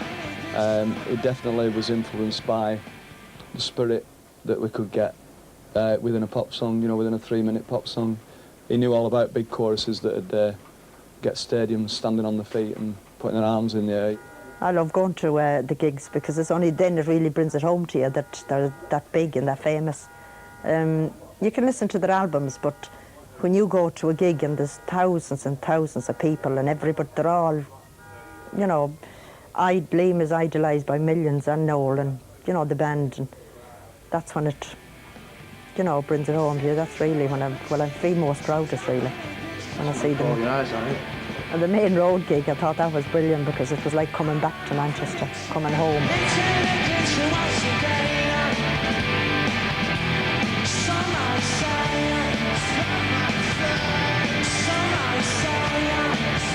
For the past 3 months, I've been so busy and, you know, doing the book promotion and the A&R for creation and managing a band and trying to get the screenplay sorted and trying to set my own label. So I've got 5 things and then I've got my own company as well. So I've been intensely busy, but I find myself can't pull it up there. So I've got no advisors, if you know what I mean. I'm on my own. So I've got to, like, choose my words before I get slammed. It was a time that really hurt in Paris in '94 when I went to Paris to see them, and you know, there was a champagne party going on from by Sony and stuff, and Noel, he was in a weird mood, and he says, what he said to me, "You're never going to do all, you're going to be in Manchester the rest of your life. You'll never amount to nothing," and that hurt. I was thinking, you dick, you know what I mean?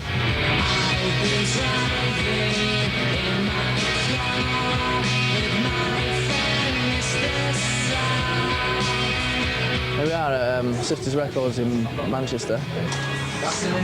Hello, Paul. How are you doing? Not so bad. Sisters is a place that me and Liam used to come all the time. There was a time when I was on the dole, and you give me stuff for nothing, didn't you? You used to come in and give me a bag of stuff for free of charge. The song Shaker Maker come from here.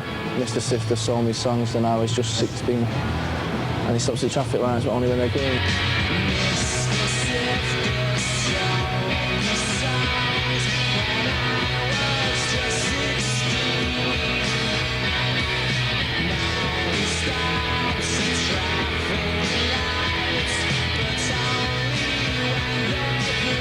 I'm buying the best of Booker T and the MGs.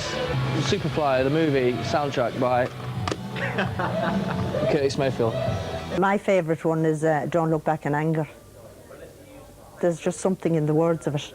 It's like Noel always said, he got that little bit, what is it? Stand up beside the fireplace. Take that look from off your face, and he reckons I always made them do that when they were little. Take that look from off your face. You ain't ever gonna burn my heart out.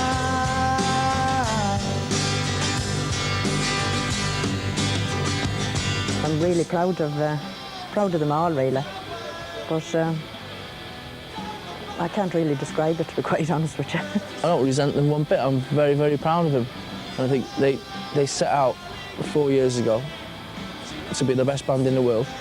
And they've done what they said to do. Now, how many other people in any walk of life can say, you know, you have a dream, you say, I'm going to be this, I'm going to be that, I'm going to run this business my way. How many people actually achieve it? Not very many.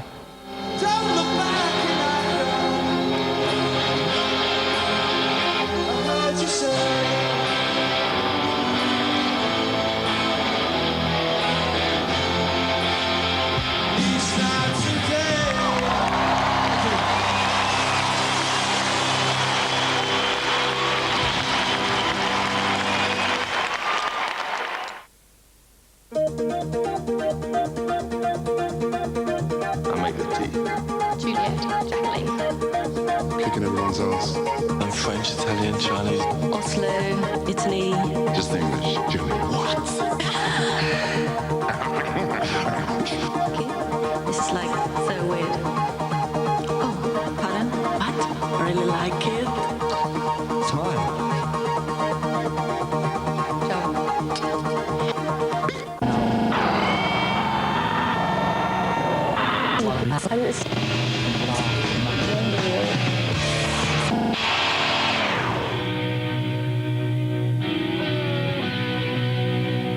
The history of pop music has been about people assimilating influences and then adding their own identity to it.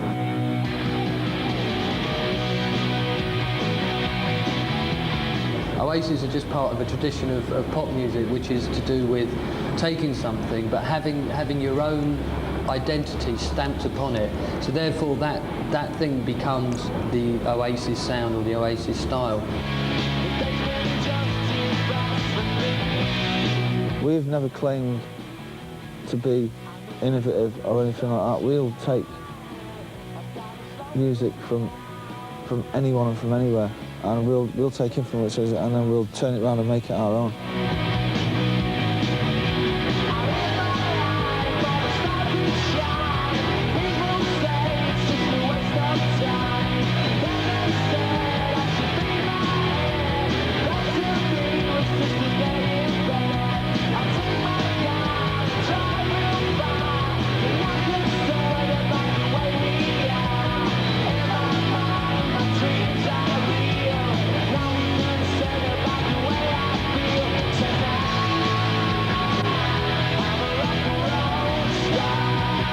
I think Oasis has got Manchester stamped on it bigger than it's got Oasis stamped on it.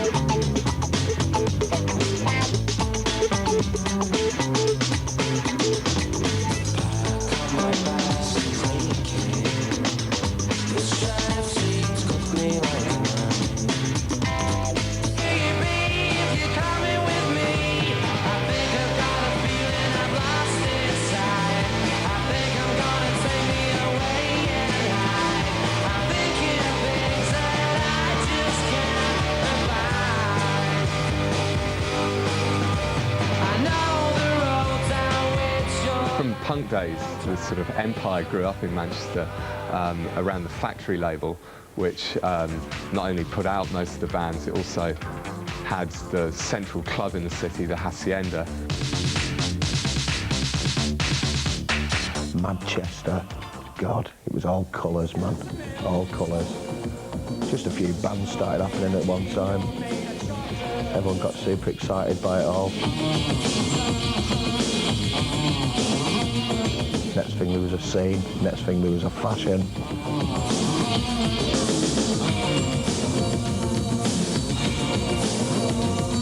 Why does Manchester produce so many excellent bands? I think it's something to do with the pitter-patter that you can hear above my head on the window. It rains a lot, so when you're stuck with all that time on your hands indoors, what are you going to do? A lot of shagging, a lot of drug taking, or learn how to play an instrument, use your time wisely.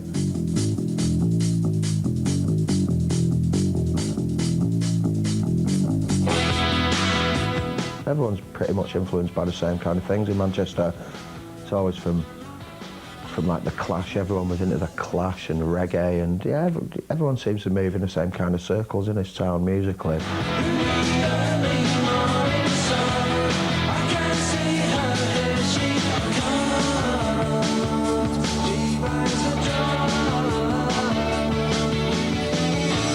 Everyone likes a bit of Tamla, likes a bit of psychedelia, likes a bit of Beatles.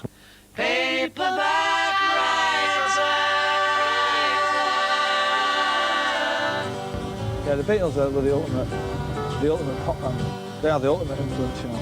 Everything that I write, I compare to the Beatles. I'd like to be in a Beatles covers band one day. Some might say that we are.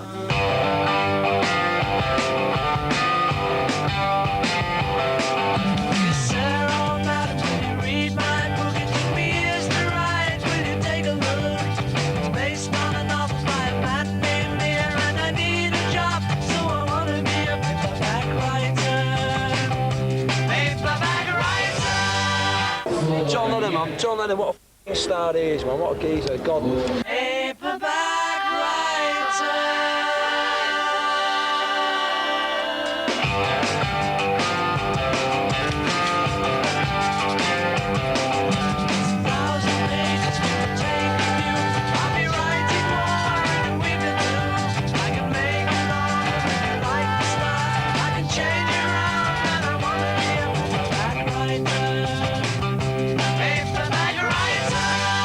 The first music I ever heard was, believe it or not, the Beatles.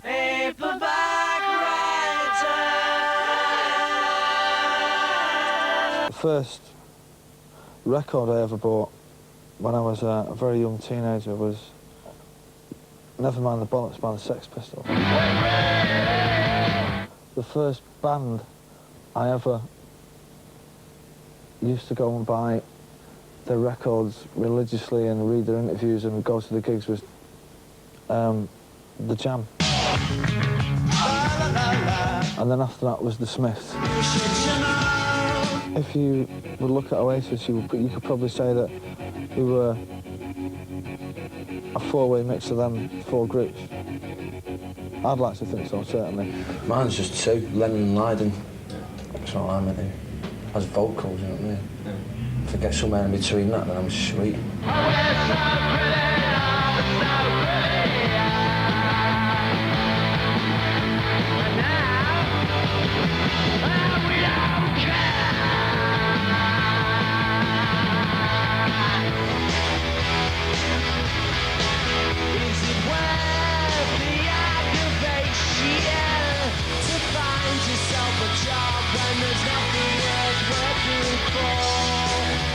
They were the first band that really came along and just said, we can take 60s, 70s, 80s, white music, black music, riff here, lyrics there, throw it all in.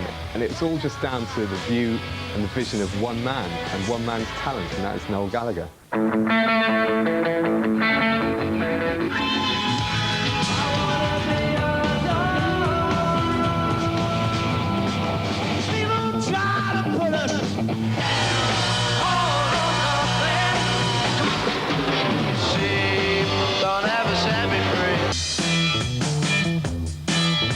He wears his influence is very much on his sleeve and on his lapel, and it says Beatles, you know, or Bacharach.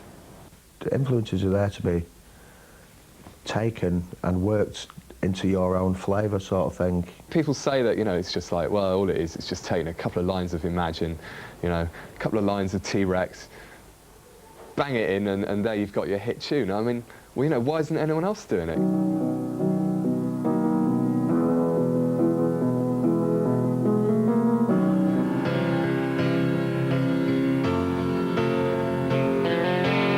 In the case of Don't Look Back in Anger, I mean, the opening piano riff is Imagine. Slip inside the eye of your mind.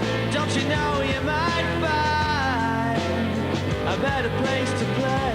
I suppose 50% of it's put in there to wind people up, and the other 50% is saying, look, this is how songs like Don't Look Back in Anger come about, because they're inspired by songs like Imagine.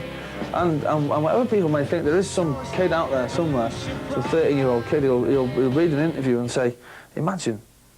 Well, I've never heard that song. And he might go and buy the album, you know what I mean? Imagine all the people living life in peace.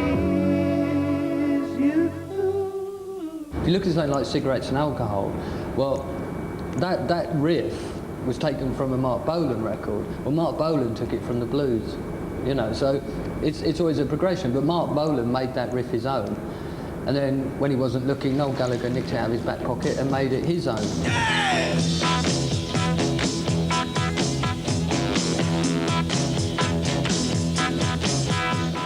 It's all down to that thing of talent borrows, genius steals.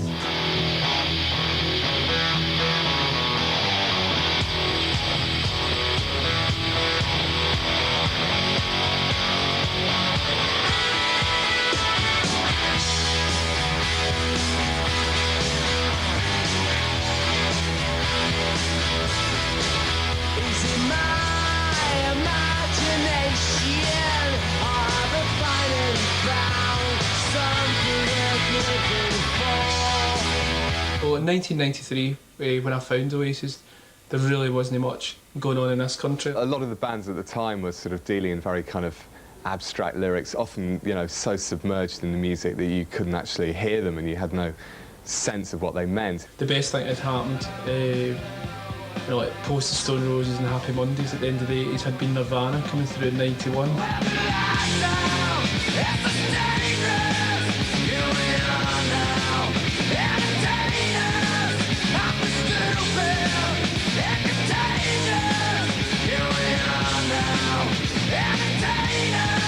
It had been a sort of bad time for British music. I think the big band in Britain at the time was Suede.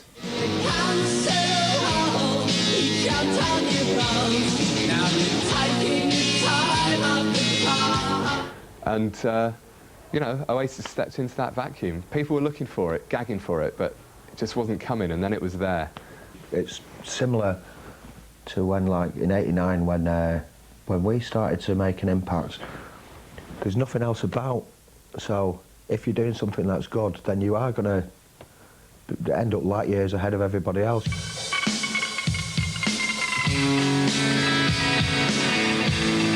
I think Supersonic, the first single, as an initial gesture to any band, you know, gotta be yourself, can't be no one else. I mean, what a line, you know, to start off a career in a band. I need to be myself.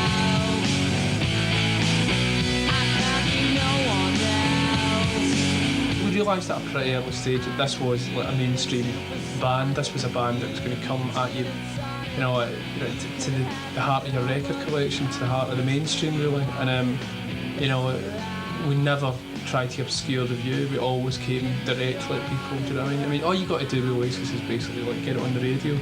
Really, at the end of the day, you know, you don't have to bullshit people.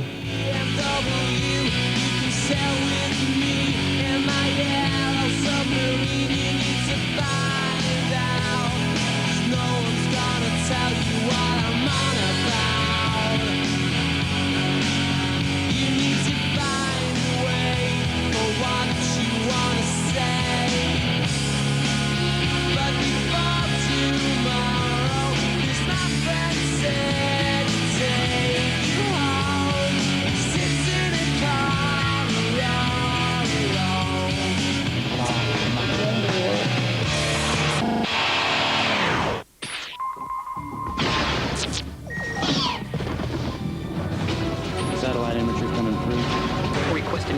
keyhole visual tasking, maximum resolution. Help me. A powerful man has been murdered. Holy. A hidden camera recorded the crime. And none of this goes beyond us. We don't need any more problems, do we? An innocent bystander Are those my Christmas presents? in your dreams, buddy, Dad. was given the evidence. Now, what he doesn't know I'd like to report a break-in. could kill him. You have something they want! 2 targets, rooftop. I don't have anything! Maybe you do and you don't know it! I love movies like this. This is, this is a combination of the French Connection and 3 Days of the Condor and The Fugitive. I'm a DC area attorney who gets into a whole big mess with the National Security Agency. They ruin my credit. They give false information to my legal firm, and I'm put on leave. So it's like basically they just completely destroy my life. Well, and then what am I supposed to do? Nothing. You live another day, I'll be very impressed. I think that all of us have a bit of paranoia in us about people getting into our lives. Am I a target here? Do they know me? Who is they? Do they know me? I don't know what you're talking about!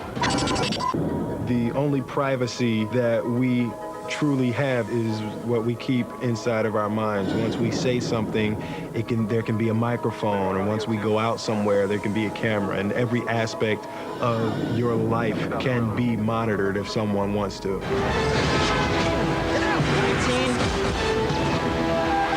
Tell them to stop it now! Enemy of the state.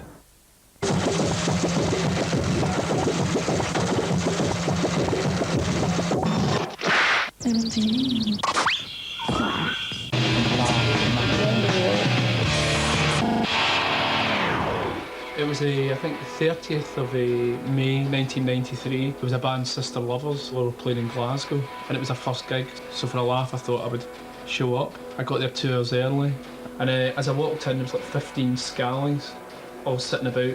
I remember this one kid who was like really handsome, really striking looking, and it sort of caught my eye. I went on up the stairs to actually see him. There was about 12 people there, and Oasis walked on stage with this young kid singer giving it full-on attitude.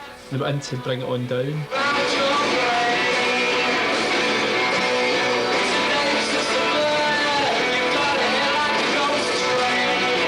And within about 10 seconds I thought, God, you've got a lot of charisma, I wonder if he's got any talent.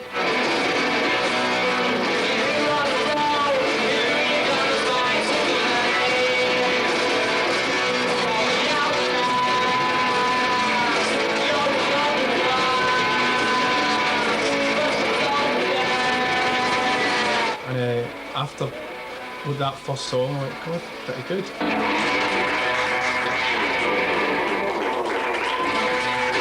I was sort of shocked because 4th on the bill at King Tut's Wawa Hut in Glasgow on a Sunday night. You're not really banking on anybody being very good. And then the next song we did, I think we did Up in the Sky. And by that point I knew that I was going to sign them.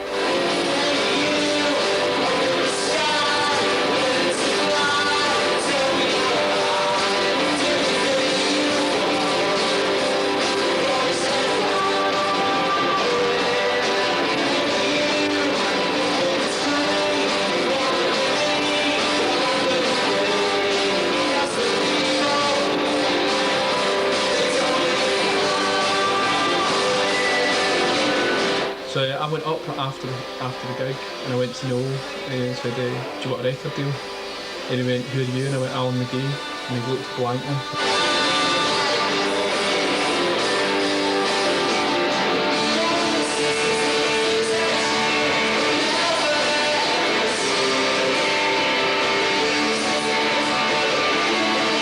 The moment that Alan saw them, he went back to his hotel and he rang us up and said, I've got the perfect band for you. I don't believe it.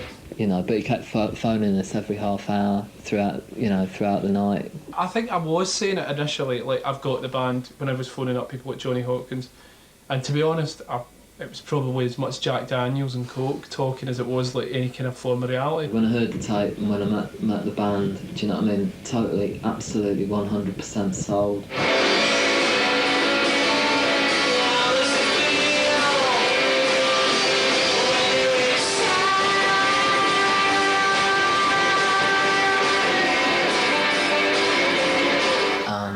So I took Paul Mather aside one day. Paul Mather, writer extraordinaire. And just said, look, you know, we've got a fucking absolutely unbelievable band. And he wouldn't play me a tape or anything. And he said, you just got to come and see him. We arrived into Manchester, hopped in a cab, went straight to the rehearsal rooms underneath the boardwalk. We were sort of told to sit on this sofa against the wall in this tiny little damp rehearsal room with the Union Jack logo on it and pictures of the Beatles and the Pistols on the wall. And they started to play.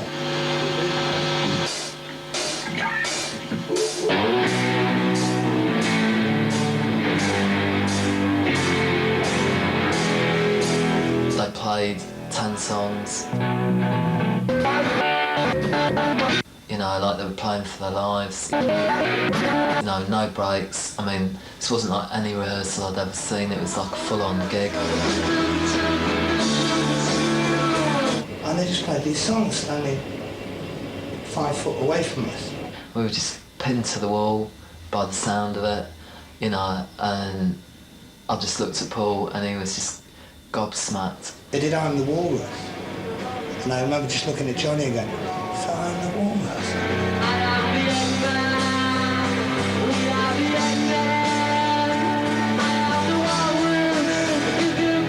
And afterwards, I was just like, this is the best band I've ever seen in my life.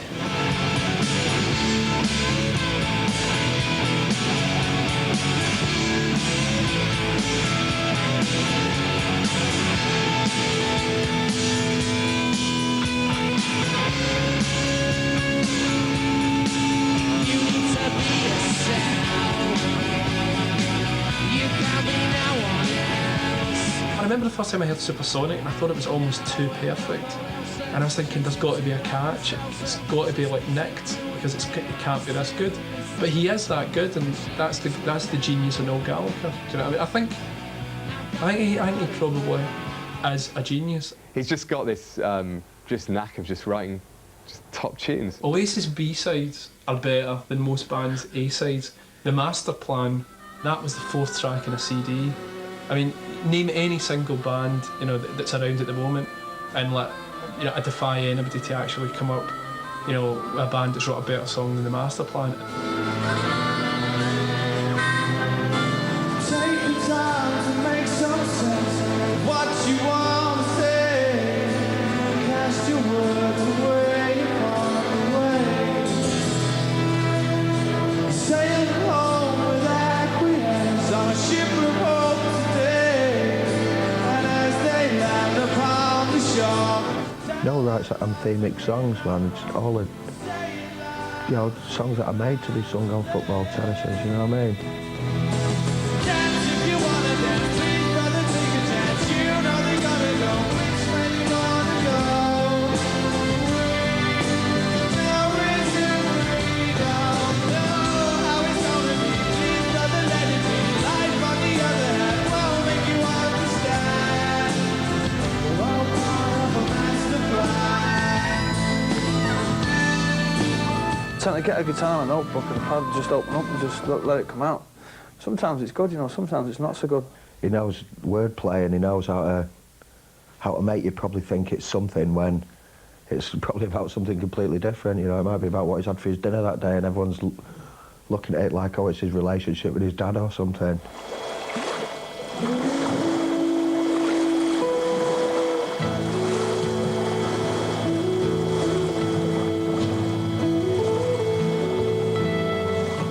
As a sleeve designer, I always think that a sleeve should relate directly to the record that it accompanies. This is Noel's Sugar Bowl, and the lyric, "Someday you'll find me caught beneath a landslide." Apparently Noel got that lyric from one day sat in his cornflakes in a kitchen there, and this man in this sugar bowl was half obscured by this sugar Caught beneath a landslide. Someday you will find me caught beneath the landslide. I thought it looks beautiful. Put the ball bearing in there, slowly walking down the hall faster than a cannonball. Faster than a cannonball. Where were you while we were getting high?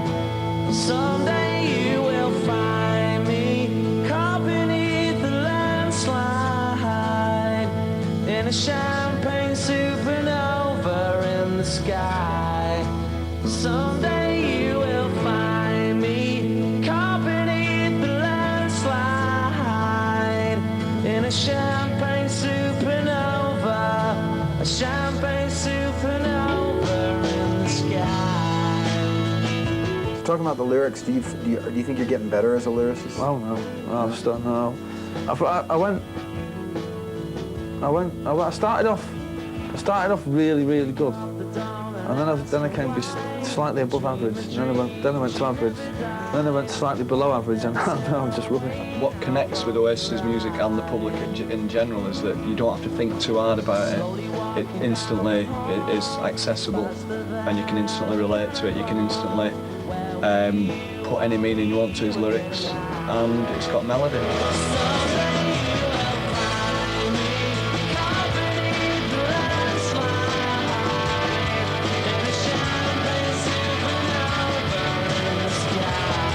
I don't think music should be clever, or be avant-garde or artistic.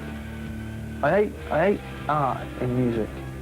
You know, all this pompous art rock like Sonic Youth and all that, sticking guitars in dustbins and, you know, and playing them with screwdrivers and that. I mean, f*** art, let's rock.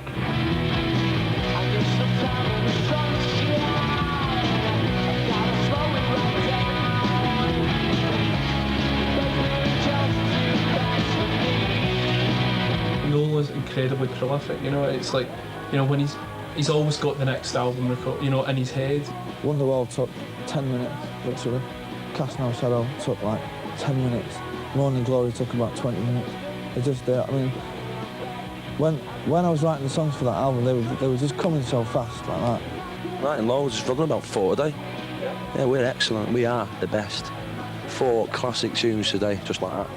For what I've heard of the new LP, and I mean, I've heard all the demos, and it's really varied. But the ones that they've done so far, it sort of sounds a bit like Tommy 1970 Who, not as in the concept, as in the sound, you know. Yeah. And it's pretty ballsy.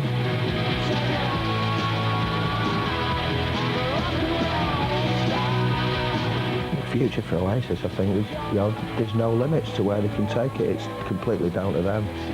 Just kick the doors open, and you know, as long as they keep crafting good songs, the world will tumble to them.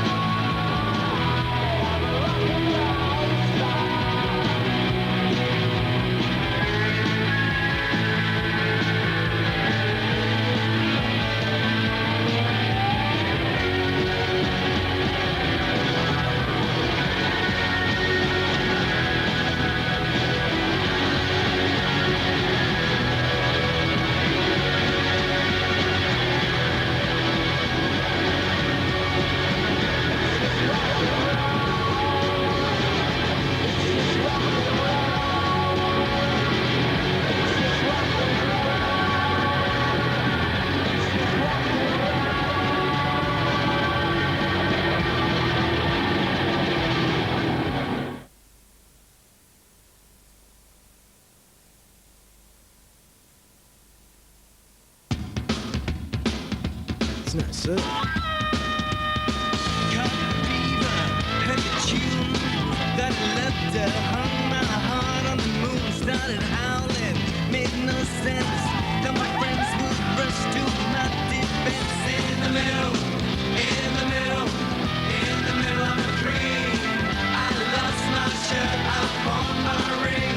I've got all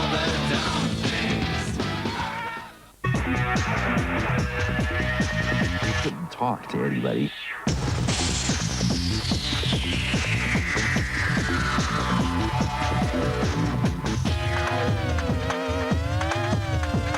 Follow 6 wild individuals on a depraved journey into uncharted territory. MTV's Road Rules comes to Australia. See the chaos reign. Tuesdays and Thursdays at 8 on MTV.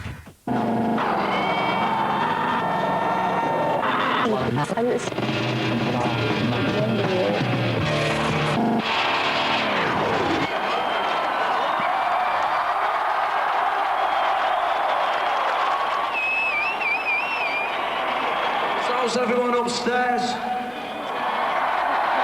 The way I go on that stage is look right, there's a crowd there. And it's simple. I want to blow their heads. This one's called Hello. Basically, it's just like getting out there and playing in front of people.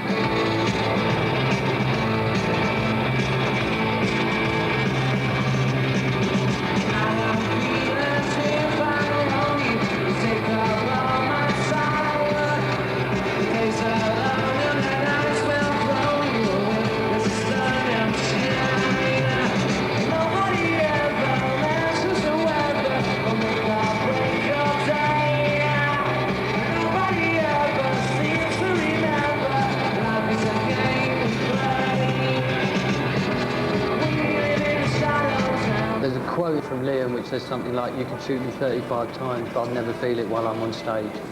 And that, I think, sums up touring for them. It's such a buzz.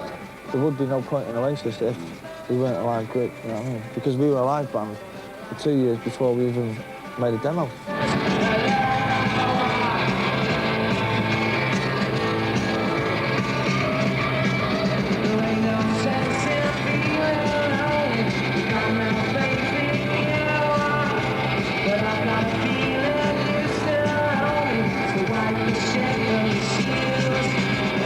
A lot of the times when I was on tour and watching them play, you would see people drawn to this kind of tension, looking at Noel and Liam. Is it going to go off? Will it go off? There was one time in Bournemouth, somebody threw this pint of beer and it went all over Liam.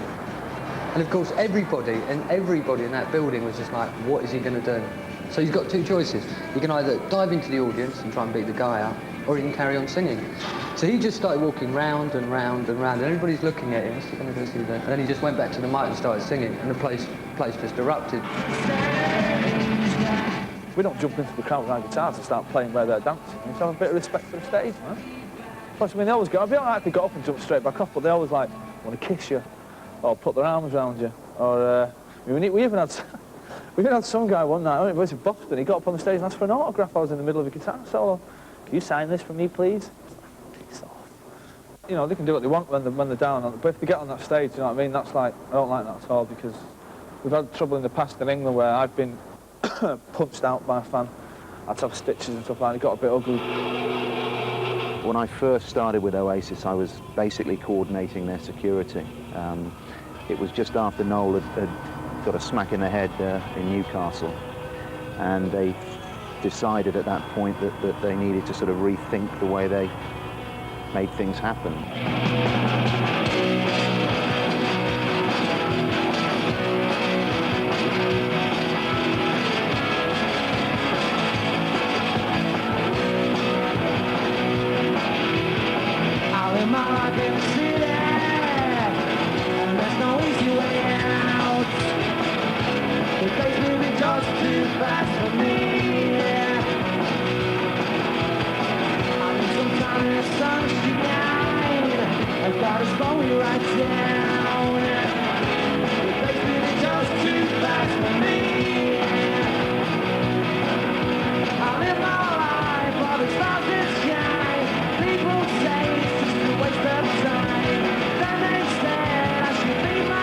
Being on the road with Oasis was very entertaining. They subscribe very heavily to the sort of Keith Richards Life on the Road manual. It's very full on from sun up till sundown. There's not an awful lot of sleeping that gets done.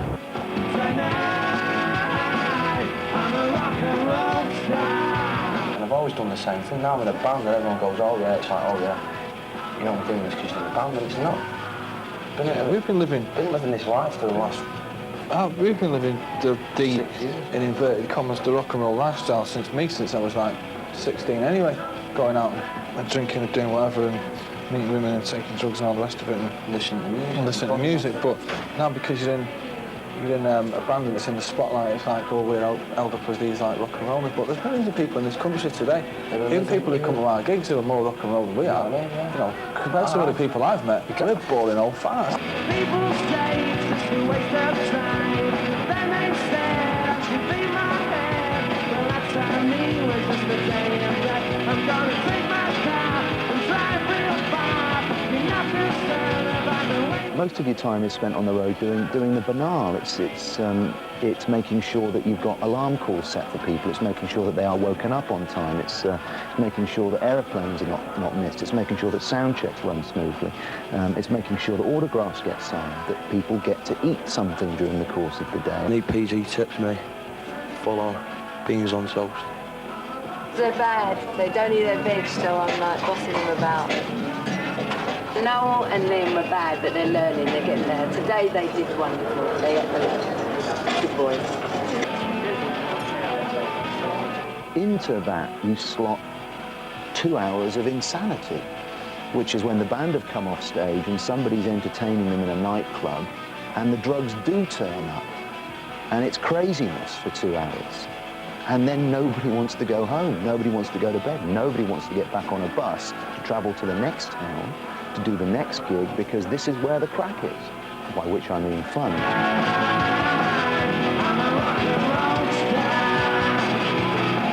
I remember in Japan, we checked out of a hotel in Tokyo to get the bullet train, and Bonehead decided to get into a drinking competition with Jacko, who's the band's monitor engineer. This is a very bad idea, incidentally. And they were necking an awful lot of sake on the bullet train, and Bonehead, bottom line, lost it completely. When we got off at the other end, he couldn't stand. So I threw him over my shoulders and walked him through Osaka rail station, at which point he took great umbrage at what he considered to be a loss of dignity. I kind of thought crawling on your hands and knees through the train station was more dignity lost, but hey, you know. Anyway, once we got out of the station, we had two vehicles waiting for us. One of them was a scumbag little minivan where all the luggage went, and the other was a sort of luxurious air-conditioned bus for, you know, band and people. Bonehead basically zigzagged straight across the street, screeching traffic to a halt, and threw himself into the luggage van. Crashed out on the floor. Couldn't be woken. That's alcohol. When you run out of beer, it's bad news, isn't it, man? Because then you've got to start on the wine. When you start on the wine, you end up like him. And if you look at him, look at the state of him. He's married and got kids, and look at him, look at his kipper. Oh, right. Check it out, man. Teetotal. He's not total That's tea. one in Dadman. Yeah. Read a No. book. But it's fun when the beer runs out, because then you've got to talk to each other. So, and you know, it's like you realise that you don't actually like anyone on the bus until you're sober. It's like, I never really like you. What am I fucking doing in the group with you anyway? Until someone pulls over at a truck stop. You just kept pissing and go, ha, what a guy.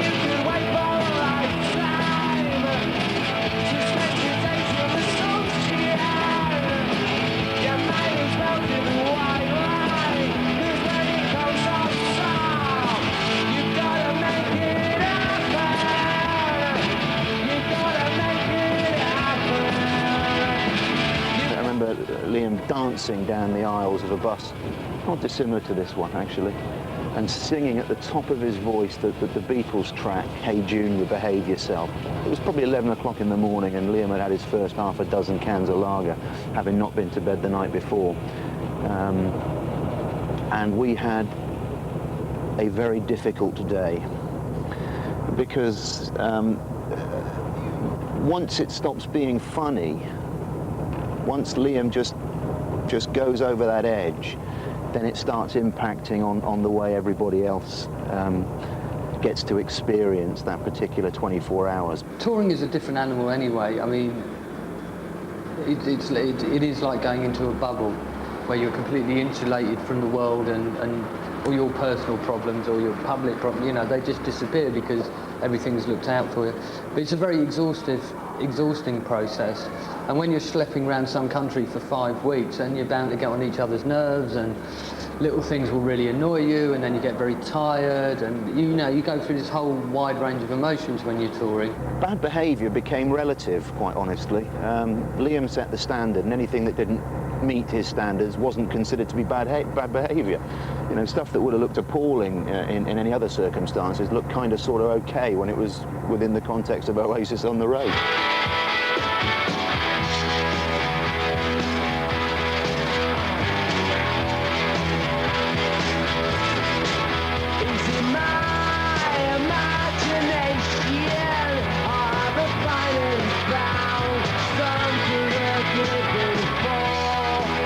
If we're the baddest boys in rock, then rock is in a sad state, really. We ain't that bad.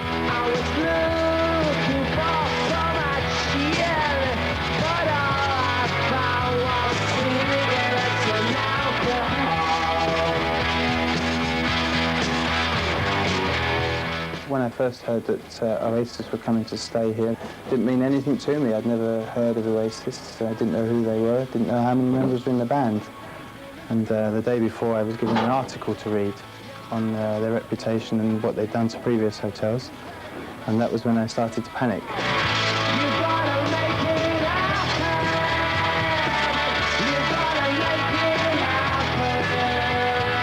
Patsy and Liam actually came in on the August bank holiday. So the room that they're actually going to is one of the favourites. They've stayed here before. Oh dear.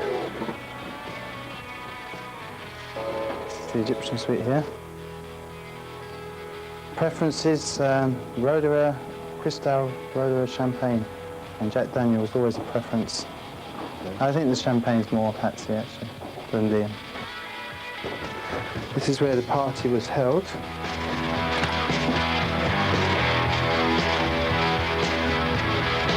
We had about 50 people in this room, all around, and sitting out on the corridor as well. And there wasn't a problem. There wasn't even a cigarette burning the carpet, which was, I thought, quite surprising. Bankers' parties are probably a lot more rowdy. They have got out of hand, and bankers stripping and things like this, but the reputation that seems to follow Liam doesn't seem to follow him here.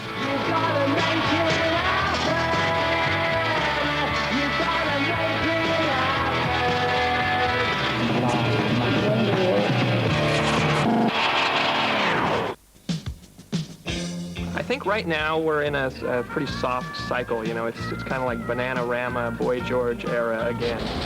I think that some form of aggressive, thick, heavy music is on the outer fringe, bubbling, ready to come back in. You know, you see bands like Korn, Godflesh, you know, Marilyn Manson, some of these other heavy bands. So terminology tends to change more than music.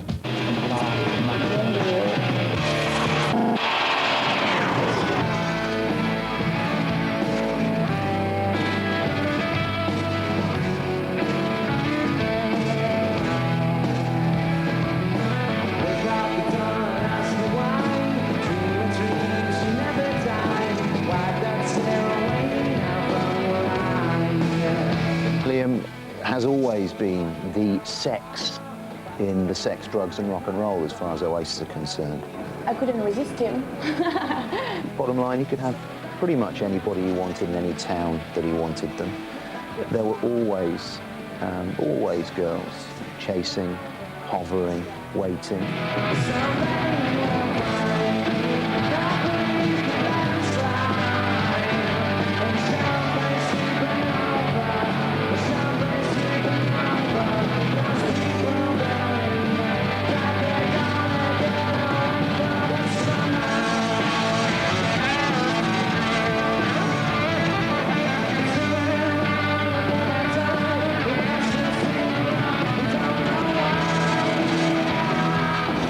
We became lovers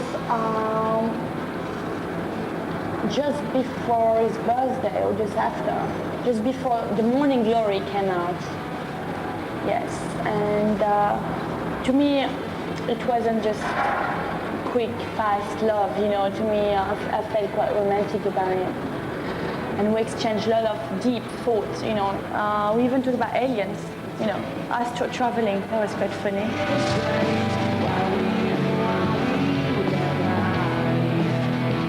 If one day, you know, he's free again, then maybe we'll meet again, we shall meet again, you know. I remember waking him up on one occasion, and there was a particularly attractive young lady stretched out there, and we had a video shoot to do, which we cancelled once already. And Liam told me straight out, I'm not getting out of bed, I'm not doing the video shoot, you know, no way. To which I replied, well, you know, you've got to. And he pulled back the bedclothes to reveal Miss Scandinavia 1995, or whoever the hell it was this time. And he said, well, Robbo, would you get out of bed with that in there? And I remember pointing out to Liam that, Liam, if you were a greengrocer, she wouldn't be in there. As good looking as he is, if he was selling apples and pears, he wouldn't be sleeping with Scandinavian Totty. Not that he does anymore. I don't think that they thrive on having young girls scream and throw their knickers at them. The women's underwear, man, that's class. You certainly would never catch them dancing on stage. They don't move on stage, you know. As performers, they're very static. I've had a little boogie and that, but I don't dance, you know what I mean? I won't go on stage and dance because I look a total dick. One thing about Oasis Live as well, which people don't really talk about, is the way that they're always still. They always keep very still, yet they're playing this big, big music, so that adds to the tension. I don't think dancing's cool. I mean, to tell you the truth, I think people who dance are stupid.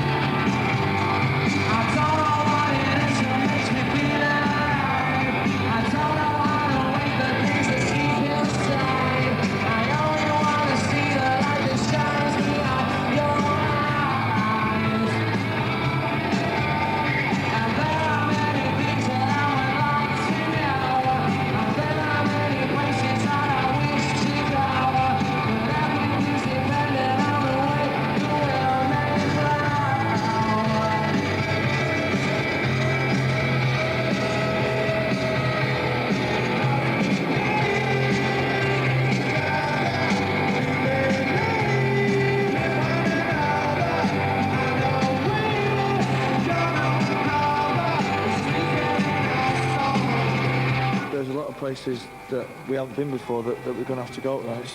I suppose it's out of courtesy to the people who buy the records that they should go and see the band live at least once in their lifetime. Even if they only ever go to Prague once, I mean, I suppose we owe it to the people to go there at least once.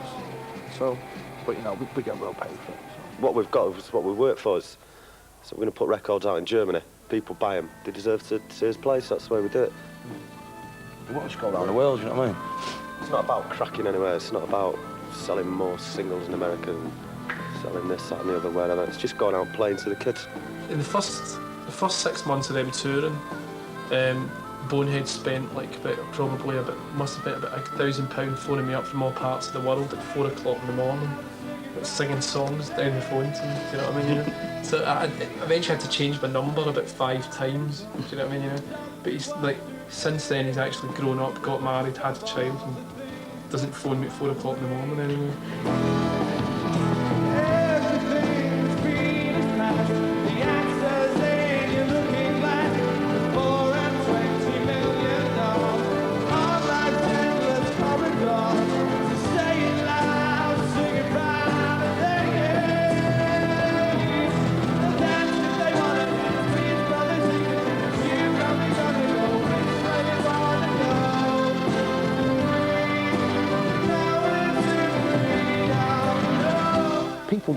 just don't fully appreciate just how much discipline it takes to walk out the Zap Club at 3 o'clock in the morning when you know the party is not going to finish for 3 days and it's your party. That you've got to get on a bus and drive to Middlesbrough and do another gig. And we've always been a disciplined band. We're never late on stage, you know what I mean? We're supposed to be on at 9:15, you guarantee we'll be on at 9. Same with sound checks at 4 o'clock, we'll be here at 3:30 pestering the monitor engineer to turn it on. So we've always had that discipline. But we still have a laugh. We still muck around.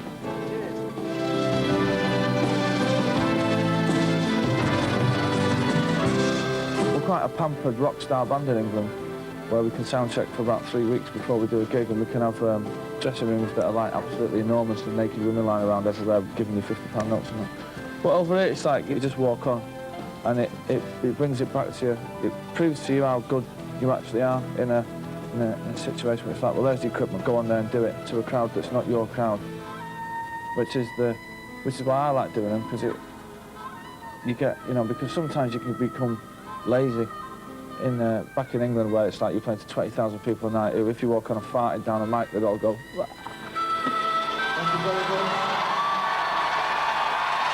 Two key words with Noel. One is control and the other is loyalty. He's an extremely loyal person. By the same token, he demands and desires a very high degree of control over everything. And basically those two sort of disciplines can sit quite comfortably hand in hand with each other until one gets in the way of the other. And basically it's the control element that will always take the upper hand. So, you know, if he sees an element of disloyalty in something or somebody, then that kind of control freak comes through, and he's brutal about how he deals and resolves the situation. I was supposed to have slapped a drink ban on the band. I mean, can you imagine trying to slap a drink ban on Bonehead?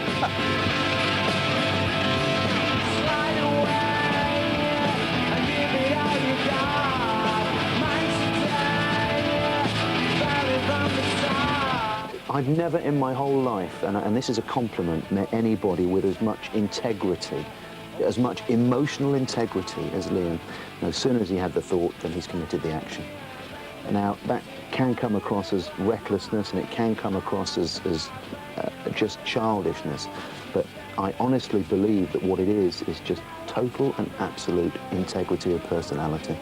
And I think, by and large, he's a better man for it.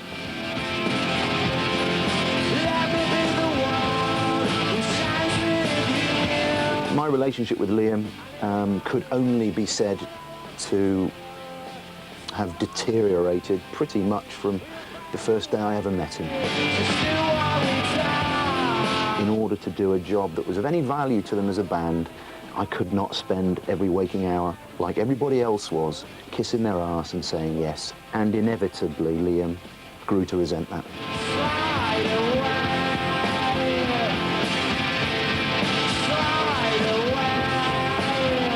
We were doing a live radio show in a bar in Paris, and Eddie Izzard was on the same bill. And Liam found himself being interviewed at the same time as Eddie. Eddie can speak French and began speaking French, and then alienated Liam from a sort of three-part conversation. He freaked, he lost it. And then the record company found us, and Liam decided that the fault for this, you know, this slight, as he perceived it, lay in the hands of the record company. And I made my big mistake then. I actually took the record company's side against Liam. At this point, we were in the back of a Mercedes-Benz stretch, doing about 45 miles an hour, and Liam opened the doors and threw himself out. So I opened the other door and threw myself out, and the two of us are sort of rolling in stereo down a Parisian boulevard, arse over tit, and it escalated into a row, which Liam put an end to by punching me in the face twice. That was it. No more fancy tour buses, with Oasis anyway.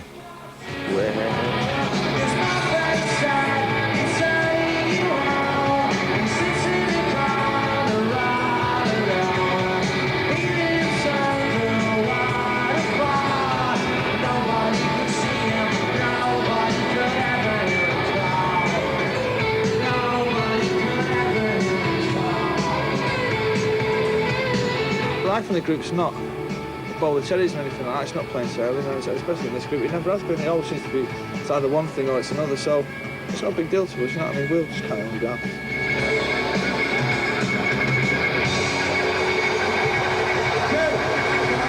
thought they'd be this good live, but they were incredible.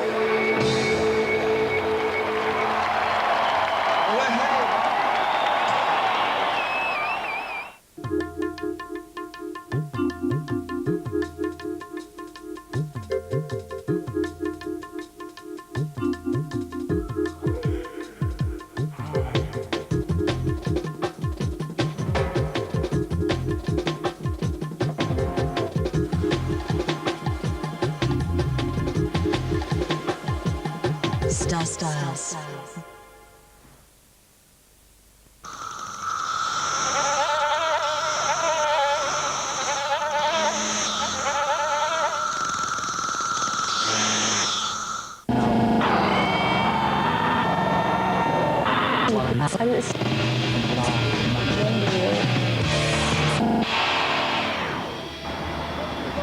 Do you think rock and roll?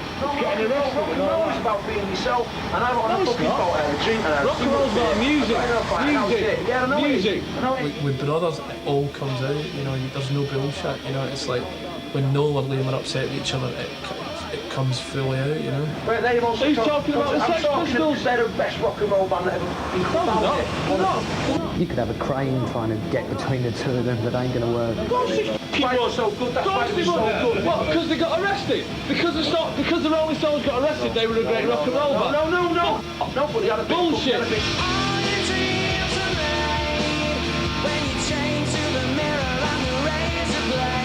Today's the day that all the world will see. Another sunny afternoon, walking to the sound of my favorite tune. Tomorrow never knows what it doesn't know too soon. Liam's a huge personality. I mean, when God was giving out the huge pills, this guy came back for second. He's ever so much an all or nothing guy. The problem is that there's normally the all. He goes for the all.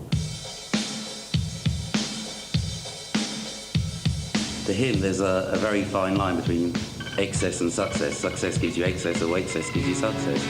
So he's always going to be excessive in what he does. He's very arrogant. He's arrogant. I come first before any fuck, and that's my attitude that I am. Hugely arrogant, but in a way that's incredibly lovable. That's what makes Oasis, isn't it? There's a prima donna about him that is endearing. He is an artist. I need to be myself. I can't be no one else. You could say that he lacks depth, but in a way that's not true. He'll struggle to come to terms with what he feels inside. At night, alone, when he thinks about where he's at, he doesn't know. He's confused himself. So this is one of the reasons why he'll drive himself to wild excesses. This is one of the reasons why all kinds of abusers will appeal to him. Can I ride with you in your BMW? You can sail with me in my yellow submarine. You need to find out, 'cause no one's gonna tell you what I'm on about. You need to find a way for what you wanna say. I'm just having a good time. I've always had a good time through the day I was 14, you know what I mean? And I got into it. Liam, just reminds me of so many of my friends from North Manchester. Young, dumb and full of cum, mouthy, don't take no crap. Very nice, man. Good to be with, good fun. Never a dull moment, you know what I mean? He's born with his foot firmly on the accelerator pedal and it just won't come off. He lives life 100 miles an hour all the time.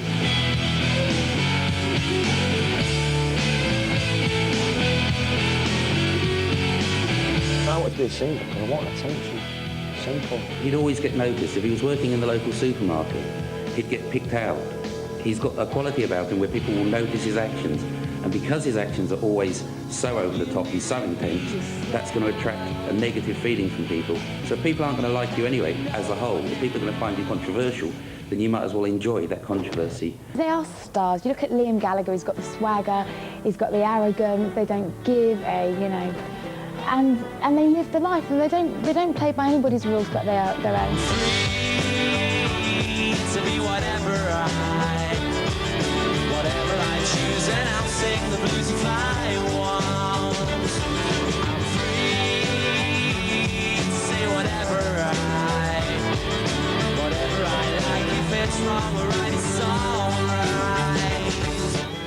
think Liam was born for what he's doing today, because from the word go, once he went to primary school, even to the small school before that, Liam always loved to be noticed. Liam wants the front. He wants to be loved. He's the person that needs the adulation of the fans. He's the person that you can always rely on to make the stage performance lively. Noel is much happier looking at what his creative work has done, looking at how it gets appreciated. Noel could paint a picture and stand in the corner of a gallery and watch people admiring it and get his kicks that way. Liam would have to run up and say, "Oi, Lee, I painted that. That was wicked, woo."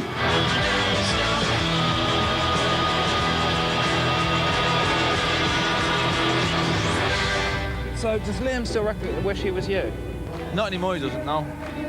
He's got his lovely wife to be, hasn't he? So I don't know. Is there ever an element of you wishing you were Liam? No, I wouldn't fancy leading his lifestyle, to be quite honest. He gets a lot more of the flack from this band than I did. His early years might have been a bit tough. He certainly thought he took a cool blow. So there is a little bit of self-pity involved in this guy.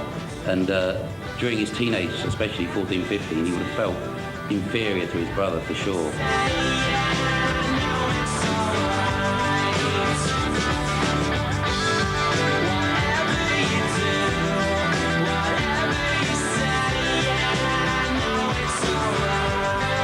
This incident happened where a girl had insulted Noel, and Noel had her removed from the bar that we were sitting in.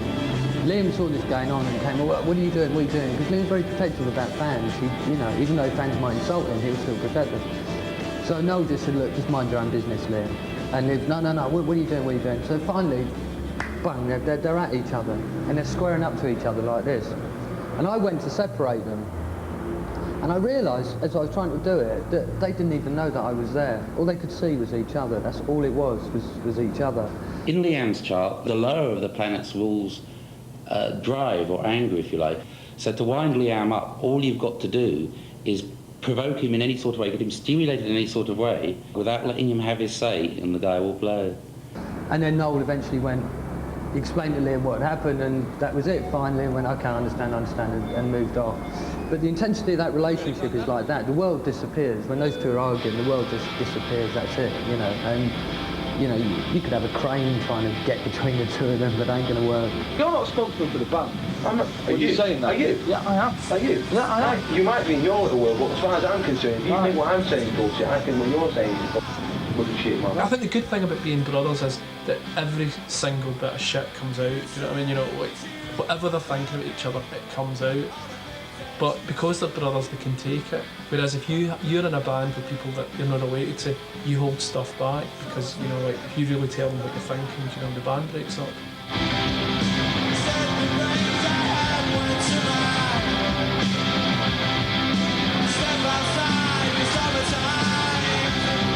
Noel is the perpetual superstar.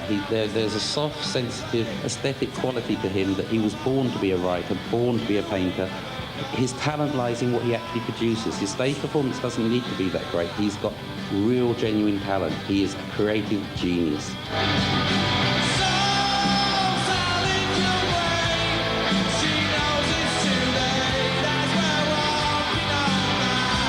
Even since he was 12 or 13, he was always in his room now with a piece of paper and a pen, and he'd be writing. I never ever thought that it would, go so quick, sort of, and he'd become this big. He's a child of the 60s. He epitomises that early flower power year when he was born. No wonder people make comparisons with the Beatles. Yeah, the Beatles were the ultimate pop band. They are the ultimate influence.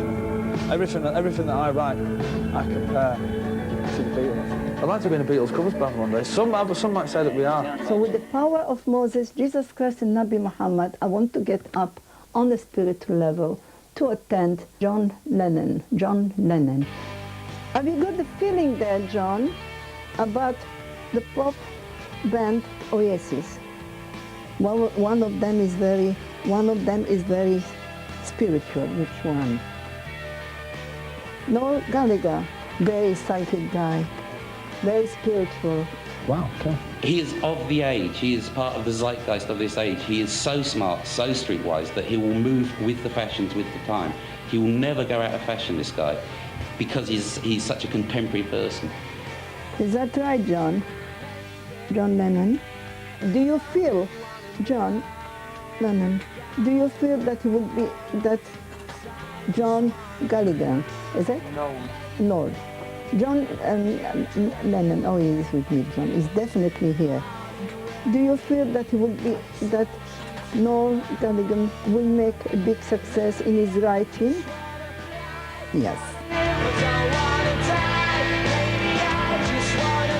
The singer is a little bit slower, huh? Something about him, no? What John Lennon wants him to have a little bit more of oof, you know what I mean? Oh. I feel close to Lennon's spirit, and it's simple. And that might be a lot of bollocks to people, but I'm mindful, you know what I mean? It's what I feel. I mean, because I'm into him so much, and other Beatles fans will feel him. And that's what it's all about, living forever.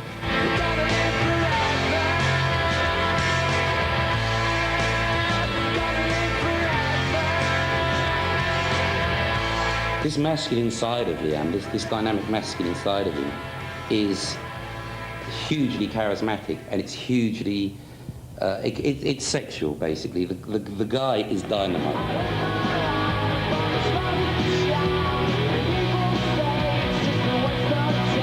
Liam is a sex god. Liam is a sex god. Liam is a sex god more than anyone in the world. Gorgeous. Liam was gorgeous. I love him. I'm gonna have his children. Gorgeous as hell. Amazingly sexy.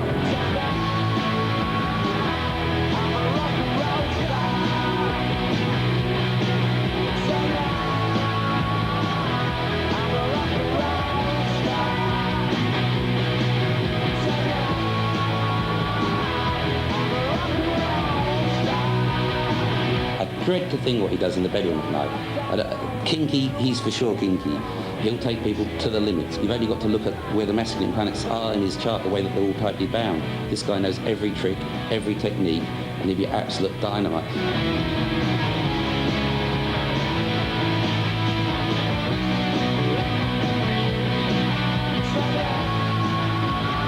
He's not a bragger. He is as good in the bed as he looks like he is. He's actually quite generous in bed. He's actually someone that will notice what's happening.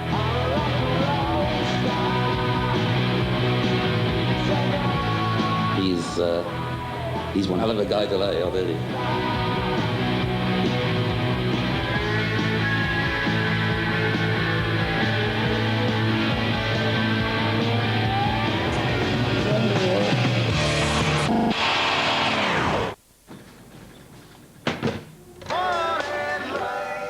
Okay, you have my attention. These guys are hot. Here's what I want to know. Hold on. Do you think these guys are hot? Like I was saying, one thing that I want... One question. Are these guys hot?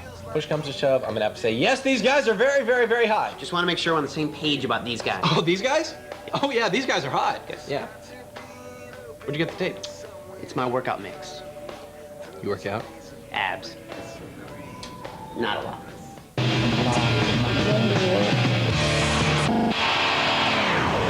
Listen, I've got £87 million in the bank. I've got a Rolls Royce. I've got 3 stalkers. I'm about to go on the board at Manchester City. I'm part of the greatest band in the world. Am I happy with that? No, I'm not! I want more! Some might say that sunshine follows thunder. Go and tell it to the man who cannot shine. Noel feels that he's just constantly got to outshine Liam. So in that side of him, he's always going to be a slightly bigger star. He's always going to do it just a little bit better. No rock, no rock, no rock, no rock, no rock. Control freak? No, he's not a control freak in the sense that he wants to control what he does. And only if you get involved with him do you then need to come under his control. I've never written alongside anyone, ever. I've always sort of like done it on my own. Because I'm probably a bit too stubborn to work with anybody else. Someone was saying, is it difficult for me to have somebody trying to express my songs? I think it must be more difficult for him, knowing that his big brother's stood behind the control room and he's got to express my songs. I think it's more difficult for him than it is for me. But no, he does a great job. He's got a huge sense of responsibility, Noel. He doesn't let people down. He finishes things, he gets them done. I think Liam's down part, if you like, is that he hasn't got tenacity. He won't finish the projects he started. He's the kind of person who makes an entrance to the party but will disappear. He's not going to be there to do the washing up. He's not going to be there to help tidy. He's out and on to the next party. And so, as a solo person, he'd always end up leaving the last little bit not done. You know, the guy could never actually complete an album by himself. He'd have to have someone go in there and finish it for him. He's not a finisher. It was in the studio where you could only get to it by boat, right? It was a smart, it was a smart move by the record company, because the first studio it was near a pub, so we just spent more time in the pub. So when the tide went out, you couldn't actually get out of the studio anyway to the pub or anything. So there was like this big fleet of canoes, which these lots spent hours and hours of endless fun canoeing up and down this massive, great big river while I was in the studio. One fun, we were trying to escape, believe me. But the gunships out looking for the floodlights and that. God knows why I fucking put Oasis, because these lot were in bed half the time when I was doing the fucking... It was there, mate. Yeah, you weren't there. That's why you were down in a canoe canoeing around the fucking... What's it? He suffers from younger brother syndrome, Liam. So he has to have a different persona, or different public persona, so that people don't confuse him with being Noel's little brother all the time. He is a wild child at heart. He is definitely a wild child. And like, you know, Oasis and Liam, it's just so, it goes hand in hand. As much as it's the great songs, it's like Liam fronts it so brilliantly. In his defence, I'd say it's probably the most difficult job of being in a band is having to be the singer. As far as relationships go, as far as a band dynamic is concerned, really there's only one relationship that's important, and I think, you know, everybody would acknowledge that that's the Noel-Liam relationship. Noel is obviously the main songwriter and very talented man, but as most Oasis fans will tell you, he's not as good on his own as he is with Liam, because Liam delivers the stuff with all the attitude and with the kind of excitement that perhaps Noel in himself lacks. So he writes a song, it means something to him, but it means something totally different to me. And I'll feel when I'm singing it, like, yeah, I have to wait, I'm going to give it these people, I'm not going to sing it to them, I'm going to shout at them, you know what I mean, in places, in some places I'm not going to try and sing, you know what I mean, because whatever, I just take it my own way and go, phew.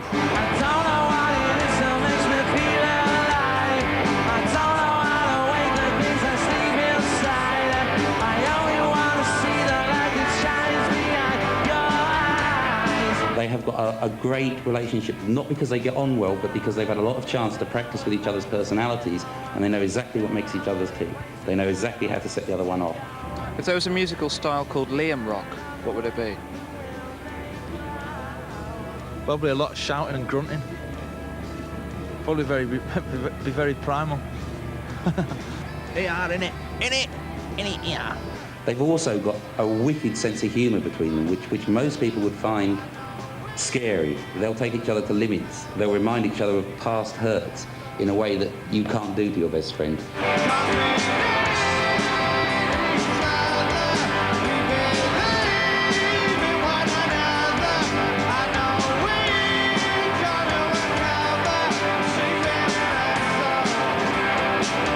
They know that they need each other, you know, like Liam knows that Noel's the greatest songwriter in the world, and like Noel knows Liam's the best singer in the world for his songs or anybody else's songs, and so I suppose in a lot of ways it's a codependent relationship.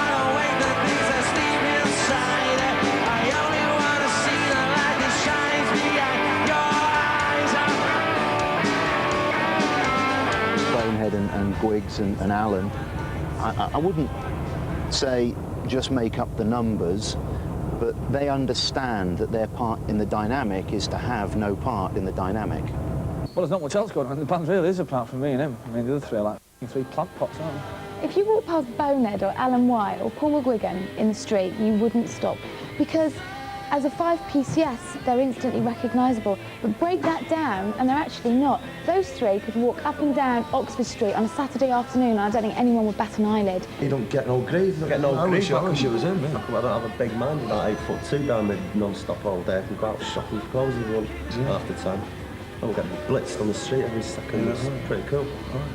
So the other three in the band know that, you know, like they're like the rhythm section, you know what I mean? And that's it there. I mean, he's a songwriter and a singer. So And that's what people want to hear. It's like, but they know we Mick Jagger, it's simple, you know what I mean? Bill Wine was Bill Wine, you wanted Brian Jones was Brian Jones, he was the man who started the band, but you got, you know what I mean? And he didn't like it, but that's the way it is. But we couldn't do it without them, and they know that, you know what I mean? It's like, so we get the press attention and we've got the most to say out of the band. But that's always the way with bands anyway. It's like the guitarist and the singer are usually the two main people in the band anyway, but I mean, that's just the way it is, you know. I mean, who cares? Who cares what the drummer's got to say anyway, you know what I mean? Drummers are really smelly, useless, horrible, talentless. Eat too much, just losers, man. I mean, fancy having a job where you bang things all day. That's like orangutans do that, don't they? And gorillas and monkeys and that. They just bang things, like bang dustbin lids on their heads and all that. That's what they do, isn't it? And drummers just do it and get paid loads of money for it. Fucking sack 'em all drum machines, I say, man. Telling you, can't wait till I'm in a dance band. Press the button. Doesn't answer back, don't have to feed it, don't have to pay no money, don't have to buy any drugs, don't have to get any women, don't have to do nothing. Put it in a flight case and fuck in the back of the truck and then speak to it again.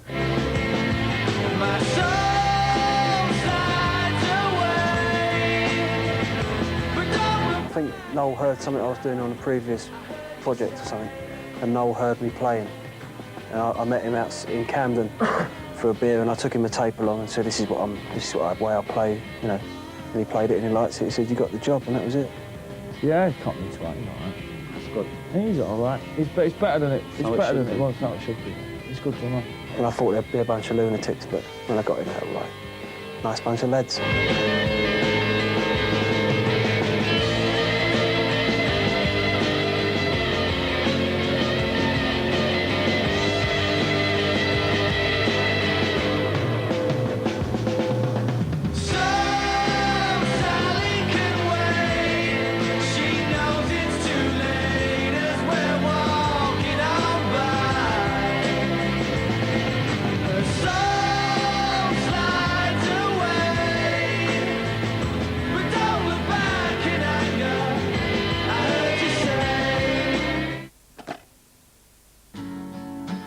When they got their first record deal, the signs were huge in the sky.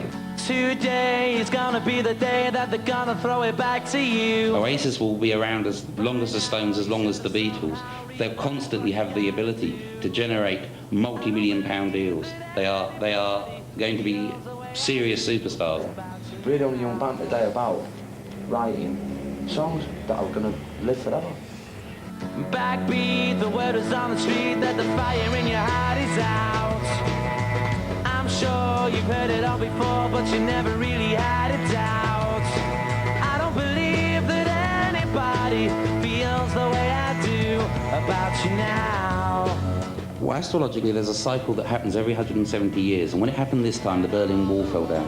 Both these people have planets at that exact degree. Next year sees a reflection back on this, but in a different sort of way.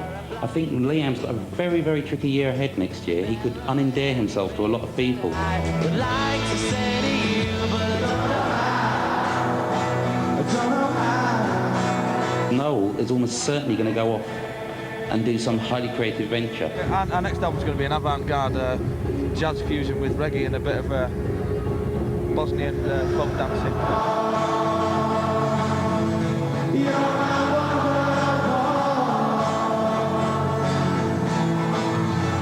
That's me on the telly. In a way, Noel wants to set himself a challenge. He knows he can do the music. He doesn't necessarily want the success in that field. He wants to do something new where he has to work at it. Next year, Noel will have an individual project away from Liam. It's going to set him up for life. It's going to set him up for eternal fame. He wants to be known as a star, as an award winner. Liam, he doesn't need the reputation. He just needs the here and now. And next year, Liam's in for a very, very tricky year as he tries to keep it together while Noel goes off and does his hard work. Now the lights that light the way are blinding. There are many things that I would like to say to you, but I don't know how. I said maybe you're gonna be the one that saves me.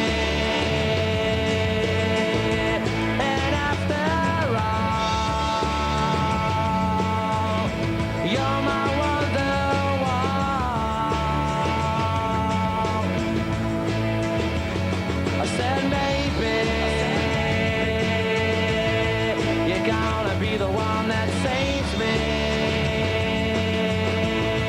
And after all, you're my wonder wall. Music, you want music, music, you want music, music, you want music, you want music, music, music. Let's talk about music. Let's not talk about you being an hard guy. Let's talk about music. Let's talk about music. Let's not talk about being an hard man. Let's talk about music.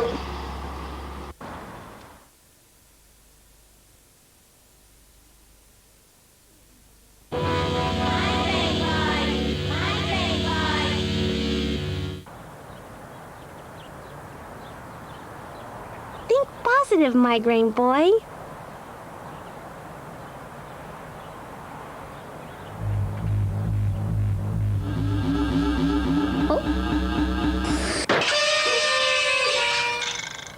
It worked. We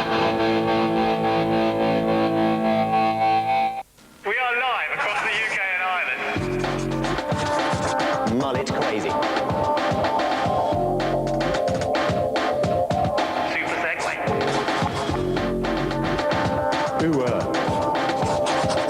Dear Up For It Live, your programme really rocks us. Fantastic.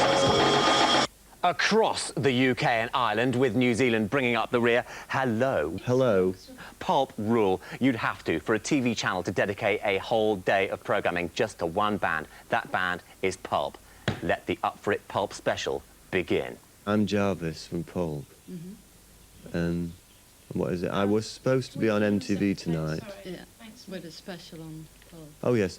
If you've tuned in, that's that what he's saying. If you've tuned in to catch the Pulp Special this evening, I'm afraid.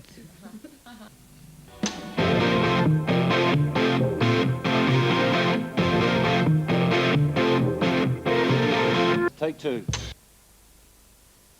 Hello. Pleased to meet you. My name's Jarvis, by the way, just to introduce myself to you. Nice to meet you.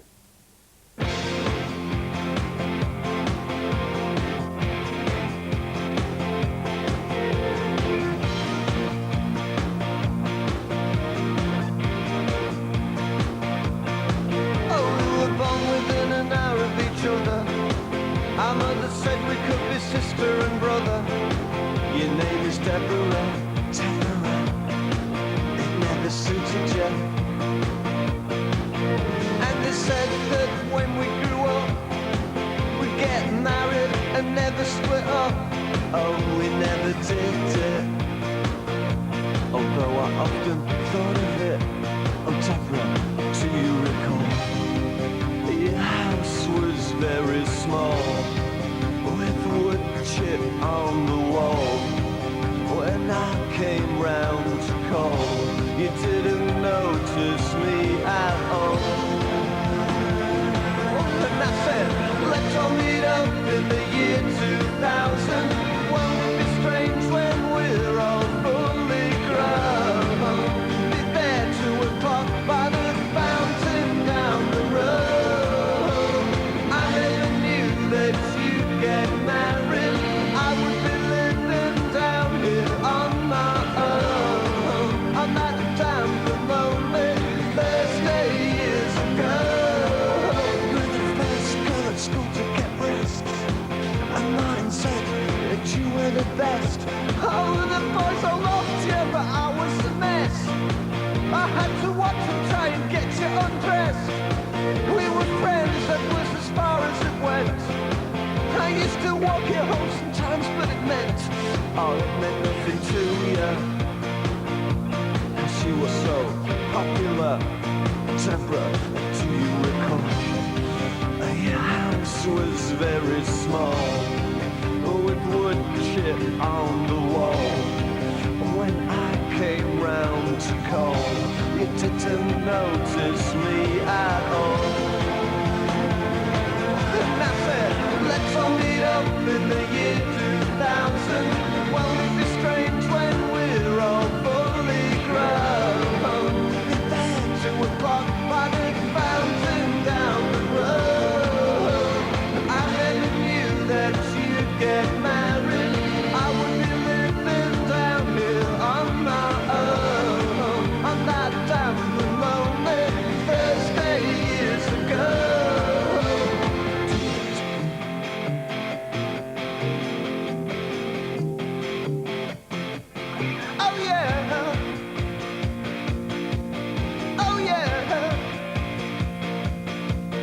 now it's all over.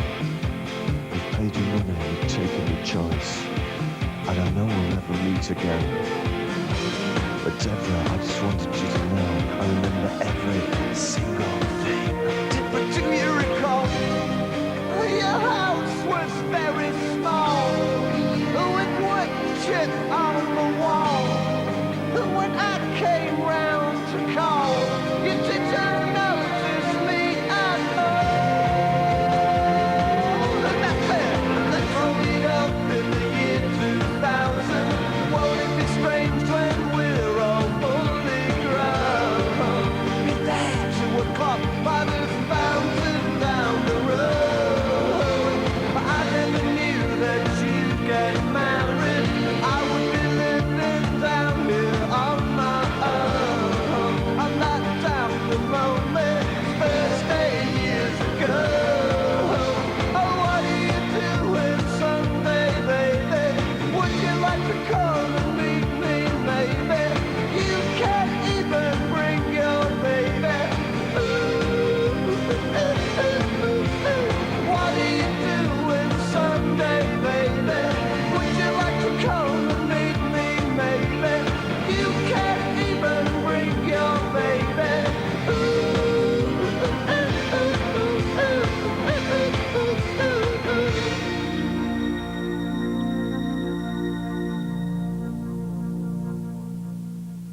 Okay, maybe I can tell you a little bit about the history of Pulp. I won't go into too much detail, but we're a group from the north of England, from Sheffield. It started in an economics lesson at school, and I've been out of school quite a long time, but I'm not going to tell you exactly how long.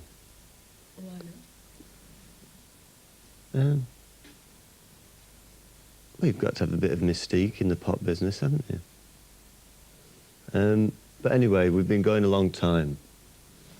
The name Pulp has existed for a long time, but the group Pulp, as it is at the moment with the 5 people that are in it, has existed since 1988. I always thought I'd have to learn how to play an instrument first. But then, when that came out, the message of it was you didn't really have to be a virtuoso, which was handy because I wasn't. I don't really know what else to tell you about it, really. We're a pop group, yes, we are.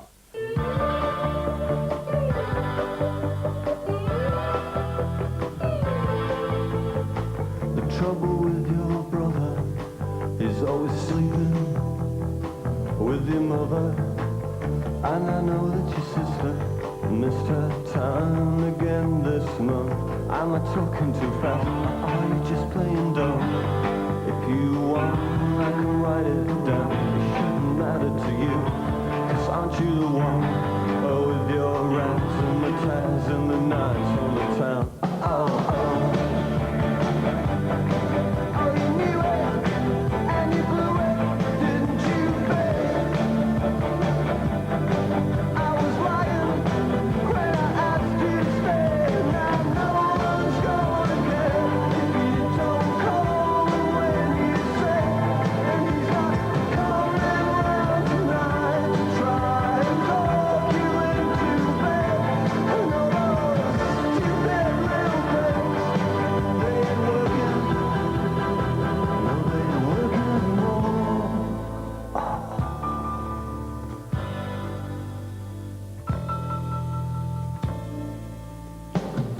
Started getting fatter 3 weeks after I left you. Now you're going with some kid, looks like some bad comedian. Are you gonna go out? Are you staying at home? Eating boxes of milk tray, watch TV on your own. Aren't you the one with your rares and the tears and the nights on the town? Oh, oh. And your father wants to help you, doesn't he, babe? But your mother wants to put you away.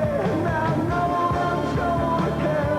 You don't call when you say, and he's not coming around tonight to try and talk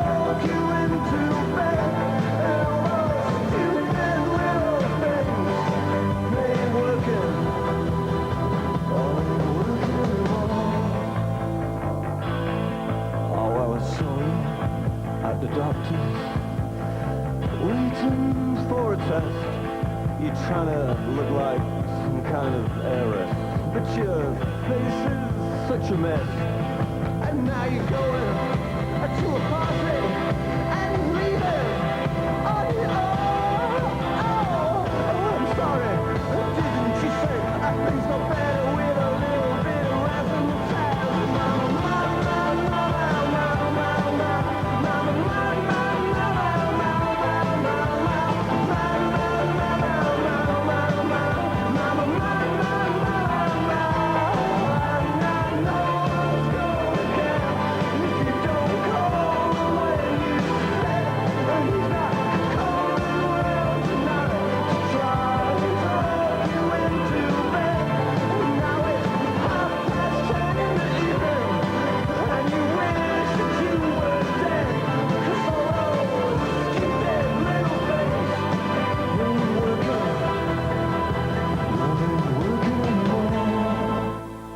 Well, it's pop music, that's all I describe it as. It's not rock music, it's... there aren't a great deal of guitar solos and things like that. I think they're not very interesting things. You've stumped me there. I don't usually like to define what it sounds like. I usually leave that for other people to decide, really. It just sounds like us to me.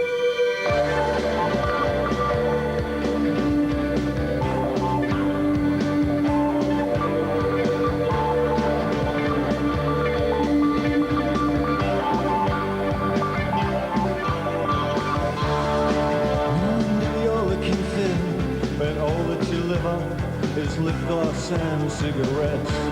Stops at the end of the day when it's given the rest to someone with long black hair. Oh, it's nights and making such a mess of the bed. Oh, you never ever want to go home, and you want you, so you may as well hang around for a while. Call your dad on the phone. He changed his mind last Monday, so you gotta leave by Sunday, yeah. Oh, you got to live properly. Oh, yeah. Now nothing new can turn on. There's something wrong. You had it once, but now it's gone. You feel such a fool for laughing at bad jokes and putting up with all of his friends. Kissing in public. What are they gonna say when they run into you again? And your stomach looks bigger and your hair is a mess, and your eyes are just holes in your face. And it rains every day, and when it doesn't, the sun makes you feel worse. Anyway, he changed his mind last Monday, so you gotta leave by Sunday.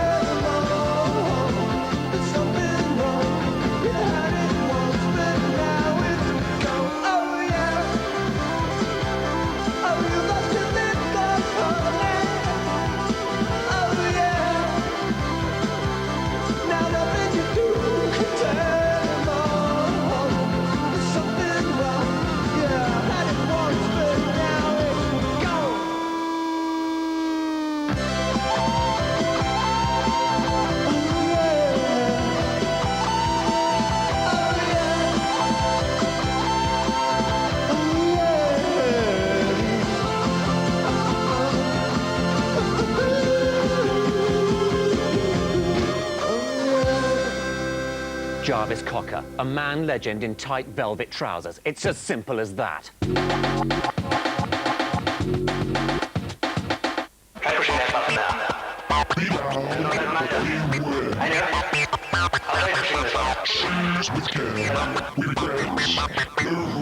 Something, Charlie. Bag off!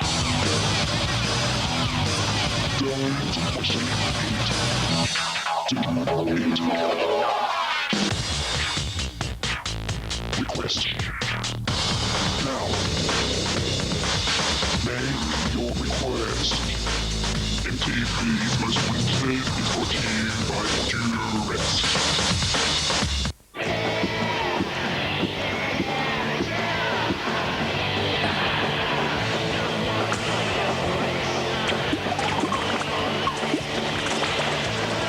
Pepsi, Generation Next.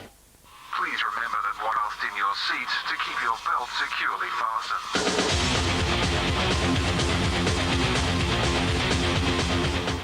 All right, ladies and gentlemen, I want you to put your hands together for a local group. They've been together for a couple of years. There's 5 boys, 1 girl, and they go under the name of Pulp. Okay, put your hands together now. Pulp! Pulp! Come on now! It's Pulp Day on MTV UK, which means that MTV UK plays a lot of pulp. So I'll just shut up and we'll play a bit of pulp.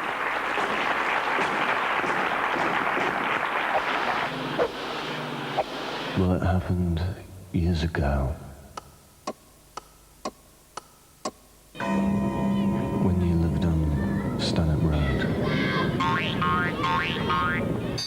We listened to your sister when she came home from school.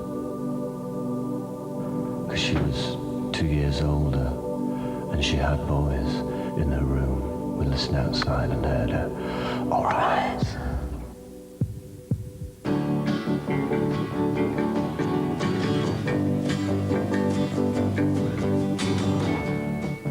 That was all right for a while, but soon I wanted more.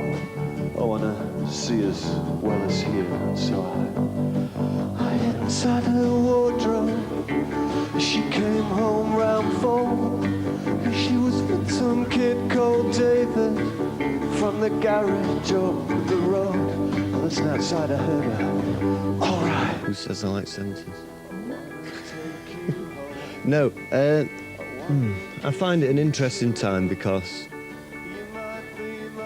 it seemed to be at a time when culture and various things got to a certain exaggerated state, such as trousers got to a width which they couldn't really go further past, otherwise they'd become skirts. My mother wouldn't let me wear flares and things. Well, she would allow bell-bottoms, but she wouldn't go for anything wider than that, because she was a bit of a hippie, so she wouldn't get into the more exaggerated things. I could never have a star jumper, you know, those jumpers with the 3 stars. And so when I got older, and I started going to jumble sales, then I started buying all those clothes that my mother never allowed me to wear at the time. Not as any kind of vindictive thing against my mother, but just because I'd always wanted to wear those and be part of, you know, the gang. And my mother never allowed me to do that when I was younger.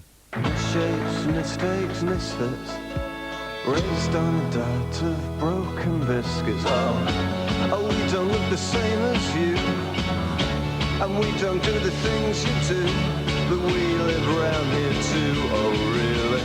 Misshapes, mistakes, misfits. It's called Misshapes, and it's kind of Misshapes, for people who don't know, are these chocolates, which you can buy like a bag of them for, well, considerably cheaper than a normal box of chocolates, because they're like, when you're making a box of chocolates, sometimes it goes wrong. You know, maybe the cream that's supposed to go into the strawberry cream shoots off a bit to the side or something, or the caramel isn't quite right, and all this kind of stuff. And so they'd look a bit rubbish. So they're called Misshapes, and they get shoved in a bag and sold off really cheap. They're just as good. Yeah, they're just as good as normal chocolates, just that they're a bit kind of bad looking. We want your lives. We want the things you won't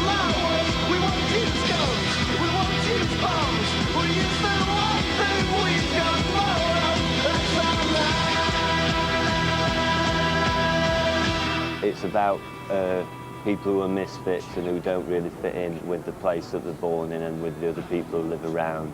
And it's another bit of an anthem, actually. It's a call to arms. It's saying, well, if all the misfits got together and stormed the House of Parliament or whatever. Oh, we weren't supposed to be. We learned too much at school. Now we can't help but see the future that shit got mapped out is nothing much to shout about. We're making a move. We're making it now. We're coming out of the sidewalk. Just put your hands up. It's a rage. Yeah, we want your homes. We want your lives. We want the things you won't allow us. We won't use guns. We won't use bombs. We use the one thing we've got more of. That's our minds.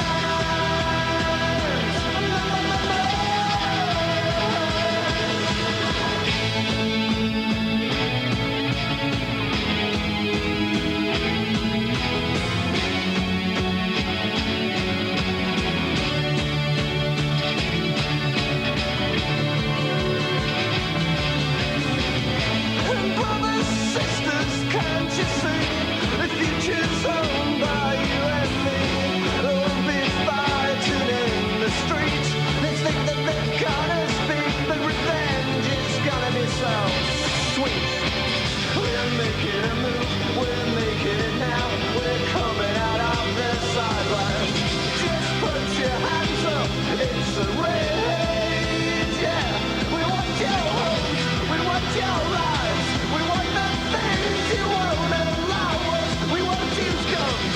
We won't use bombs. We use the one. A lot of people have said that that there's a lot of revenge and vindictiveness on this record, which when I listen to it, I have to agree. But I mean, in my personal life, I don't really agree with revenge too much because it's there are certain people who I hate in the world, not a right lot. I mean, not a great number of people I hate. But I do hate them a lot, the ones that I do. But I think if you try and get revenge on them, then you kind of, you're admitting that you find them important. I think it's better to ignore people who you hate than to kind of spend time of your own life, you know, and your own energy on trying to get your own back on. What do you think? Yeah. Yeah, I guess what you're saying is kind of bad karma, isn't it? Yeah, I think it's best just to... And it is a compliment in a way, isn't it, revenge? Yeah, because it's saying, I can be asked to do something to you, whereas it's better to be dismissive of people. I think that's the best revenge, to just like act as if they don't exist, you know.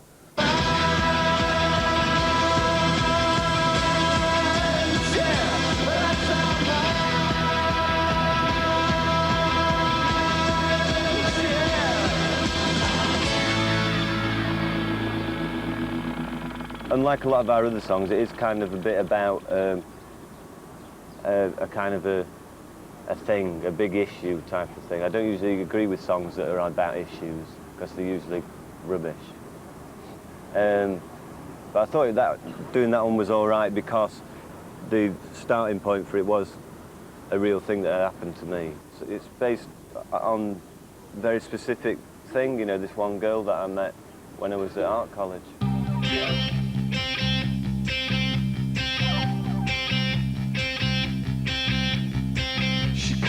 She had a thirst for knowledge. She studied sculpture at St. Martin's College. That's what I called her eye. She told me that her dad was loaded. I said, in that case, I'll rum and Coca-Cola. She said, fine. And then in 30 seconds time, she said, I want to live like common people. I want to do whatever common people do. Want to sleep with common people. I want to sleep with common people like you. No, we want to be posh. We don't want to be common. I mean, we're from a common background. We're trying to escape from it. I think that's the joke of the song, you know, the fact that sometimes people have this idea that somehow common people. There's a kind of the noble savage or something, there's something kind of earthy and innately good about them. But if you live like, say, you know, on an estate and that, they just are savage. There's no nobility going on. They just are bad. And if you lived in those places, you just want to get away from them as soon as possible. There's nothing romantic about it at all. You want to live like common people. You want to see whatever common people see. But look what happens to people when they win the lottery, you know, they go cracked like that bloke. He just said, I still eat curry, I just have a better quality curry now. So it's not done him much good, has it? No. Probably not done his digestion much good. Toilet paper. Yeah, he can afford good toilet paper, that's one good thing, I suppose. Still you never get it right, 'cause when you're laying in bed at night, watching roaches climb the wall, if you told your dad he could stop it, oh yeah. You'll never live like common people, you'll never do whatever common people do, never fail like common people, you never watch your life slide out of view, and then dance and drink and stew. Because there's nothing else to do. We had like a launch party for the record when it came out, and so obviously some bright sparks thought, oh, it mentions rum and Coca-Cola in the song. So there was free rum and Coca-Cola all night, which is disgusting, it's just horrible. So everybody's walking around drinking this warm rum and cola. I ate it. I went out to the shop and bought myself a bottle of brandy.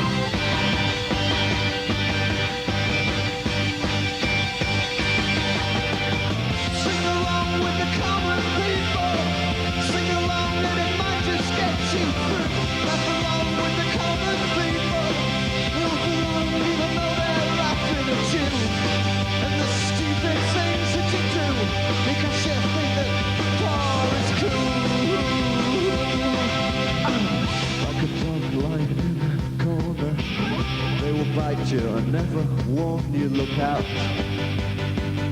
They'll tear your insides out. 'Cause everybody hates a tourist, especially one who thinks it's all such a laugh.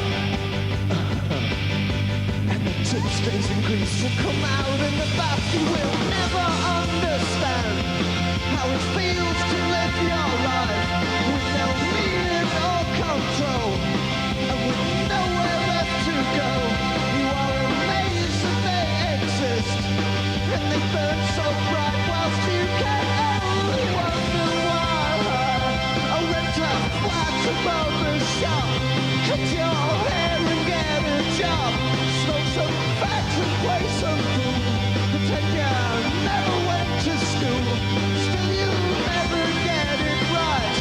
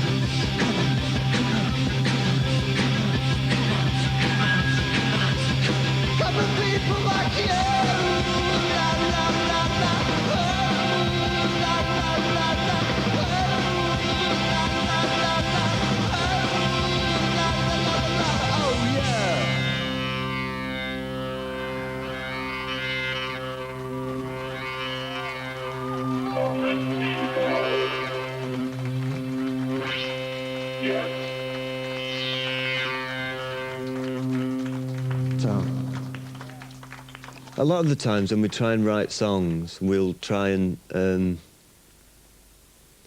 think of an idea, like say think of something that sounds cold or something. So you try and make cold sounds. Like, although at the moment our practice room is very cold, so we'd probably be more likely to try and think of something that was warm. And rather than trying to think, oh well, we'll have a bit that sounds like the Rolling Stones here, and then we'll move it into kind of the what should we have? Well, we'll have a bit of Zep there, and then we'll have like a kind of a funky hot chocolate breakdown. Started with a key.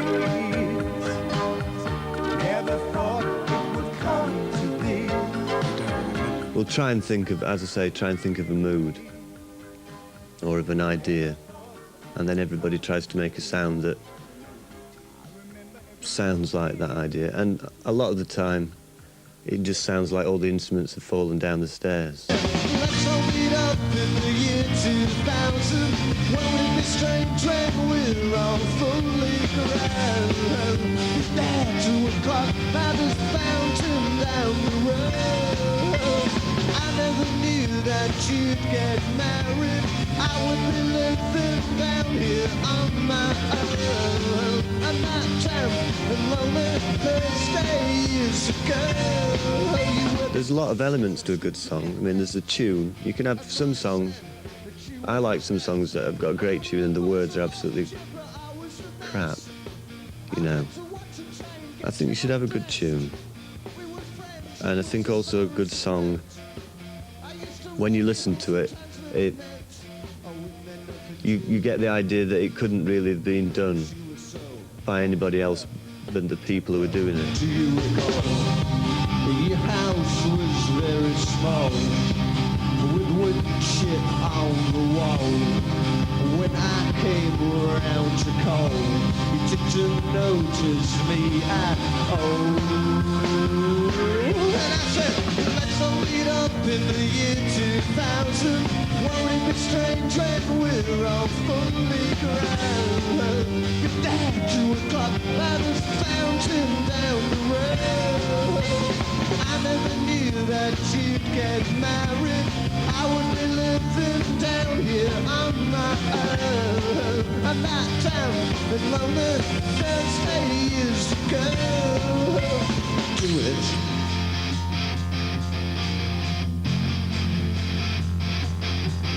Oh yeah. Oh yeah. Do you recall? Your house was very small, with wood chip on the wall. And when I came round to call, you didn't notice me at all. And I said, let's all meet up in the year 2000. Won't it be strange when we're all fully grown? Get down 2 o'clock by the fountain down the road. I never knew that you'd get married. I would be living down here on my own. And that time and lonely Thursday years ago. What are you doing Sunday, baby? Would you like to come and meet me, maybe? You can even bring your baby. What are you doing Sunday, baby? Would you like to come and meet me, baby? You can even bring your baby.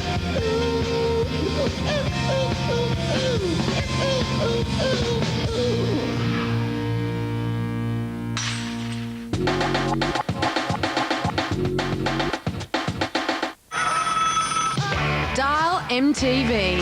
Top 20 clips of the week. Dial 1-900-123-777.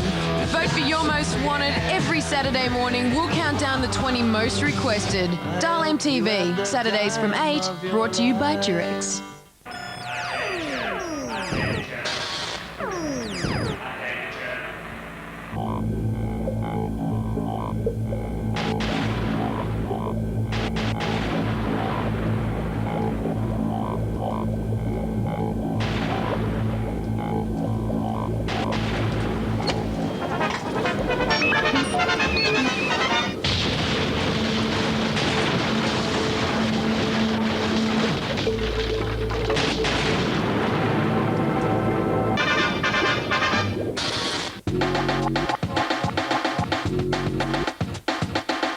Jarvis Cocker, a legend in tight velvet trousers, a man who says stuff like this. My first time was in Sheffield, in a park, sometime around 2 a.m. in the morning, I would have thought, on a summer's evening. Do you remember the first time?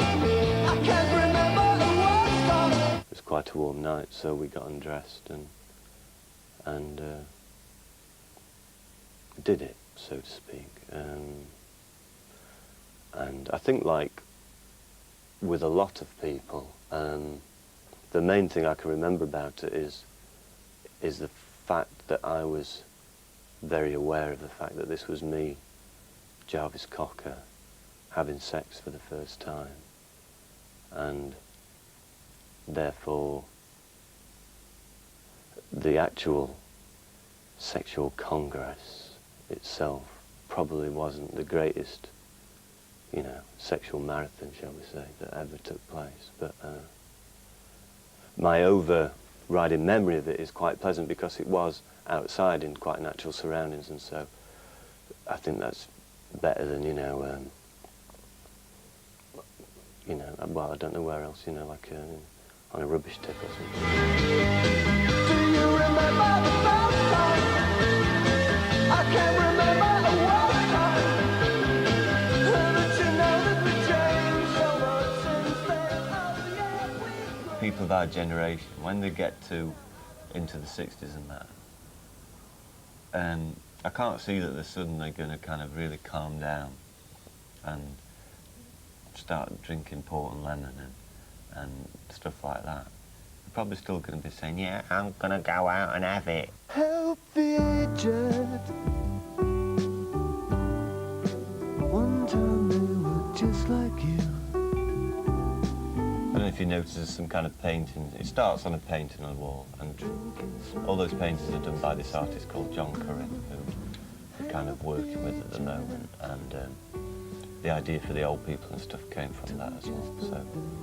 So we brought quite a bit to it, but it was their initial idea. Can't have much fun when they're all on their own. Give a hand if you can. Try to help them to unwind. Give them hope and give them comfort. Cast the road out of time. In the meantime we try to forget that nothing lasts forever. No big deal, so give us all a feel. Falling out, all falls away. For some reason I start getting morbid when we're on tour. It was because of these bunks that you sleep in, which are really like a coffin. So every time I got in it, I kept thinking I was going to die. It sounds terrible, I know. When did you first realize? Oh, it's time you took an older lover, baby. Teach your stuff, although he's looking rough. Falling out, all falls away. Help the aged. Cause one day you'll be older too.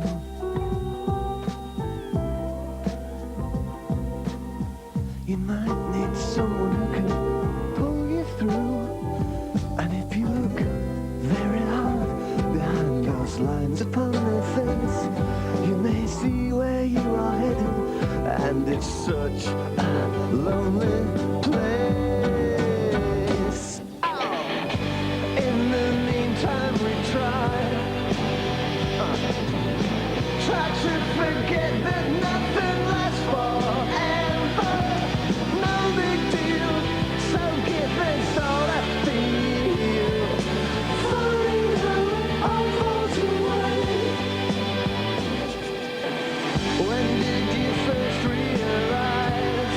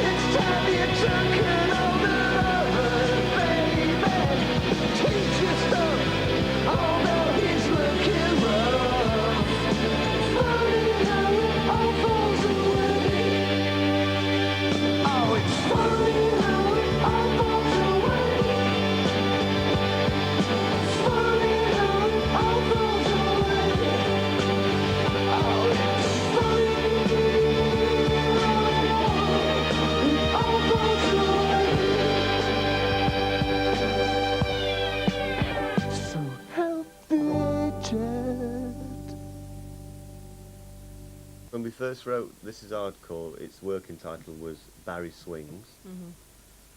That was because we thought it sounded a bit like John Barry, and it added, the horn sample is a bit swingy, isn't it?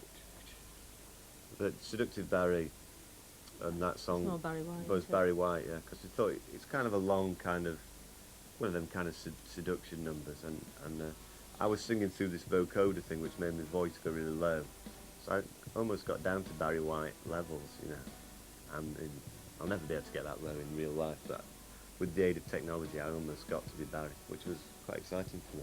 That's right. And This Is I don't- was it Hardcore, exciting for that's you? Barry Manilow, isn't it? Barry Manilow, yeah. Yeah. UK, I made it through the rain.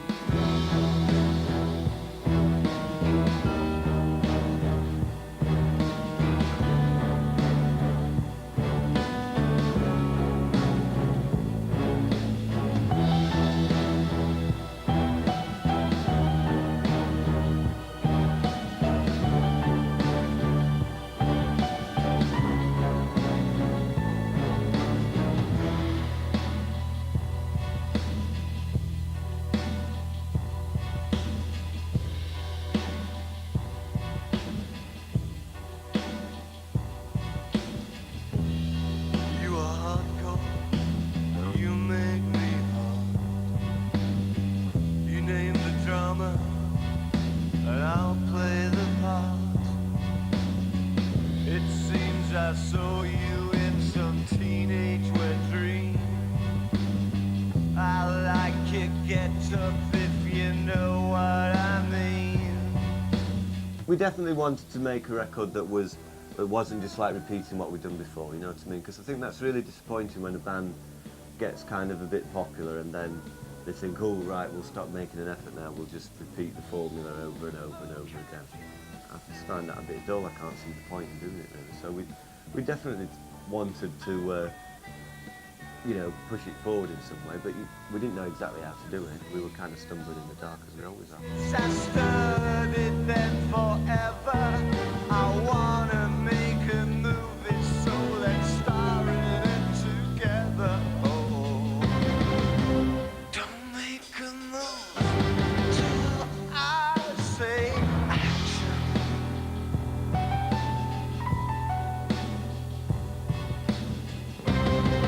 Whenever you're making a record, all you can do is what you're capable of or what's going through your head at that time. Now, and if you try and force yourself, like say, oh, we better write an anthem because people will be expecting an anthem on this record, then you'll probably just write some rubbish, you know. Because I think it always... Didn't start as an anthem, did it? For No, people. no, it didn't, no. I mean, but you can always tell when people are faking it, I think. And I just think you shouldn't do it. Ah, here comes the hardcore life.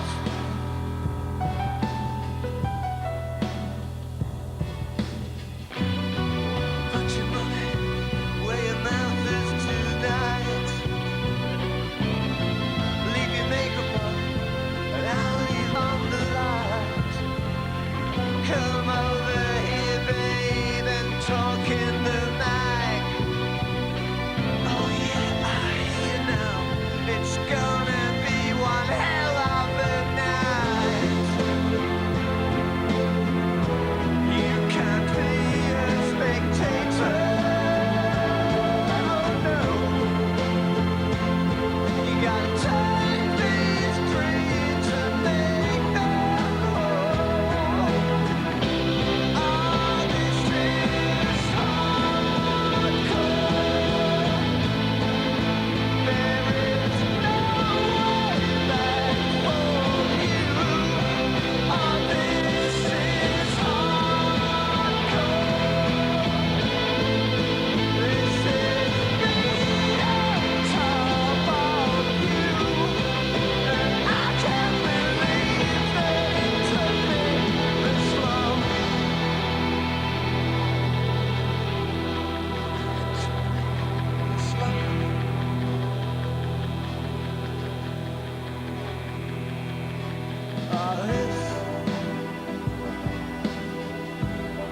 Is the eye of the storm.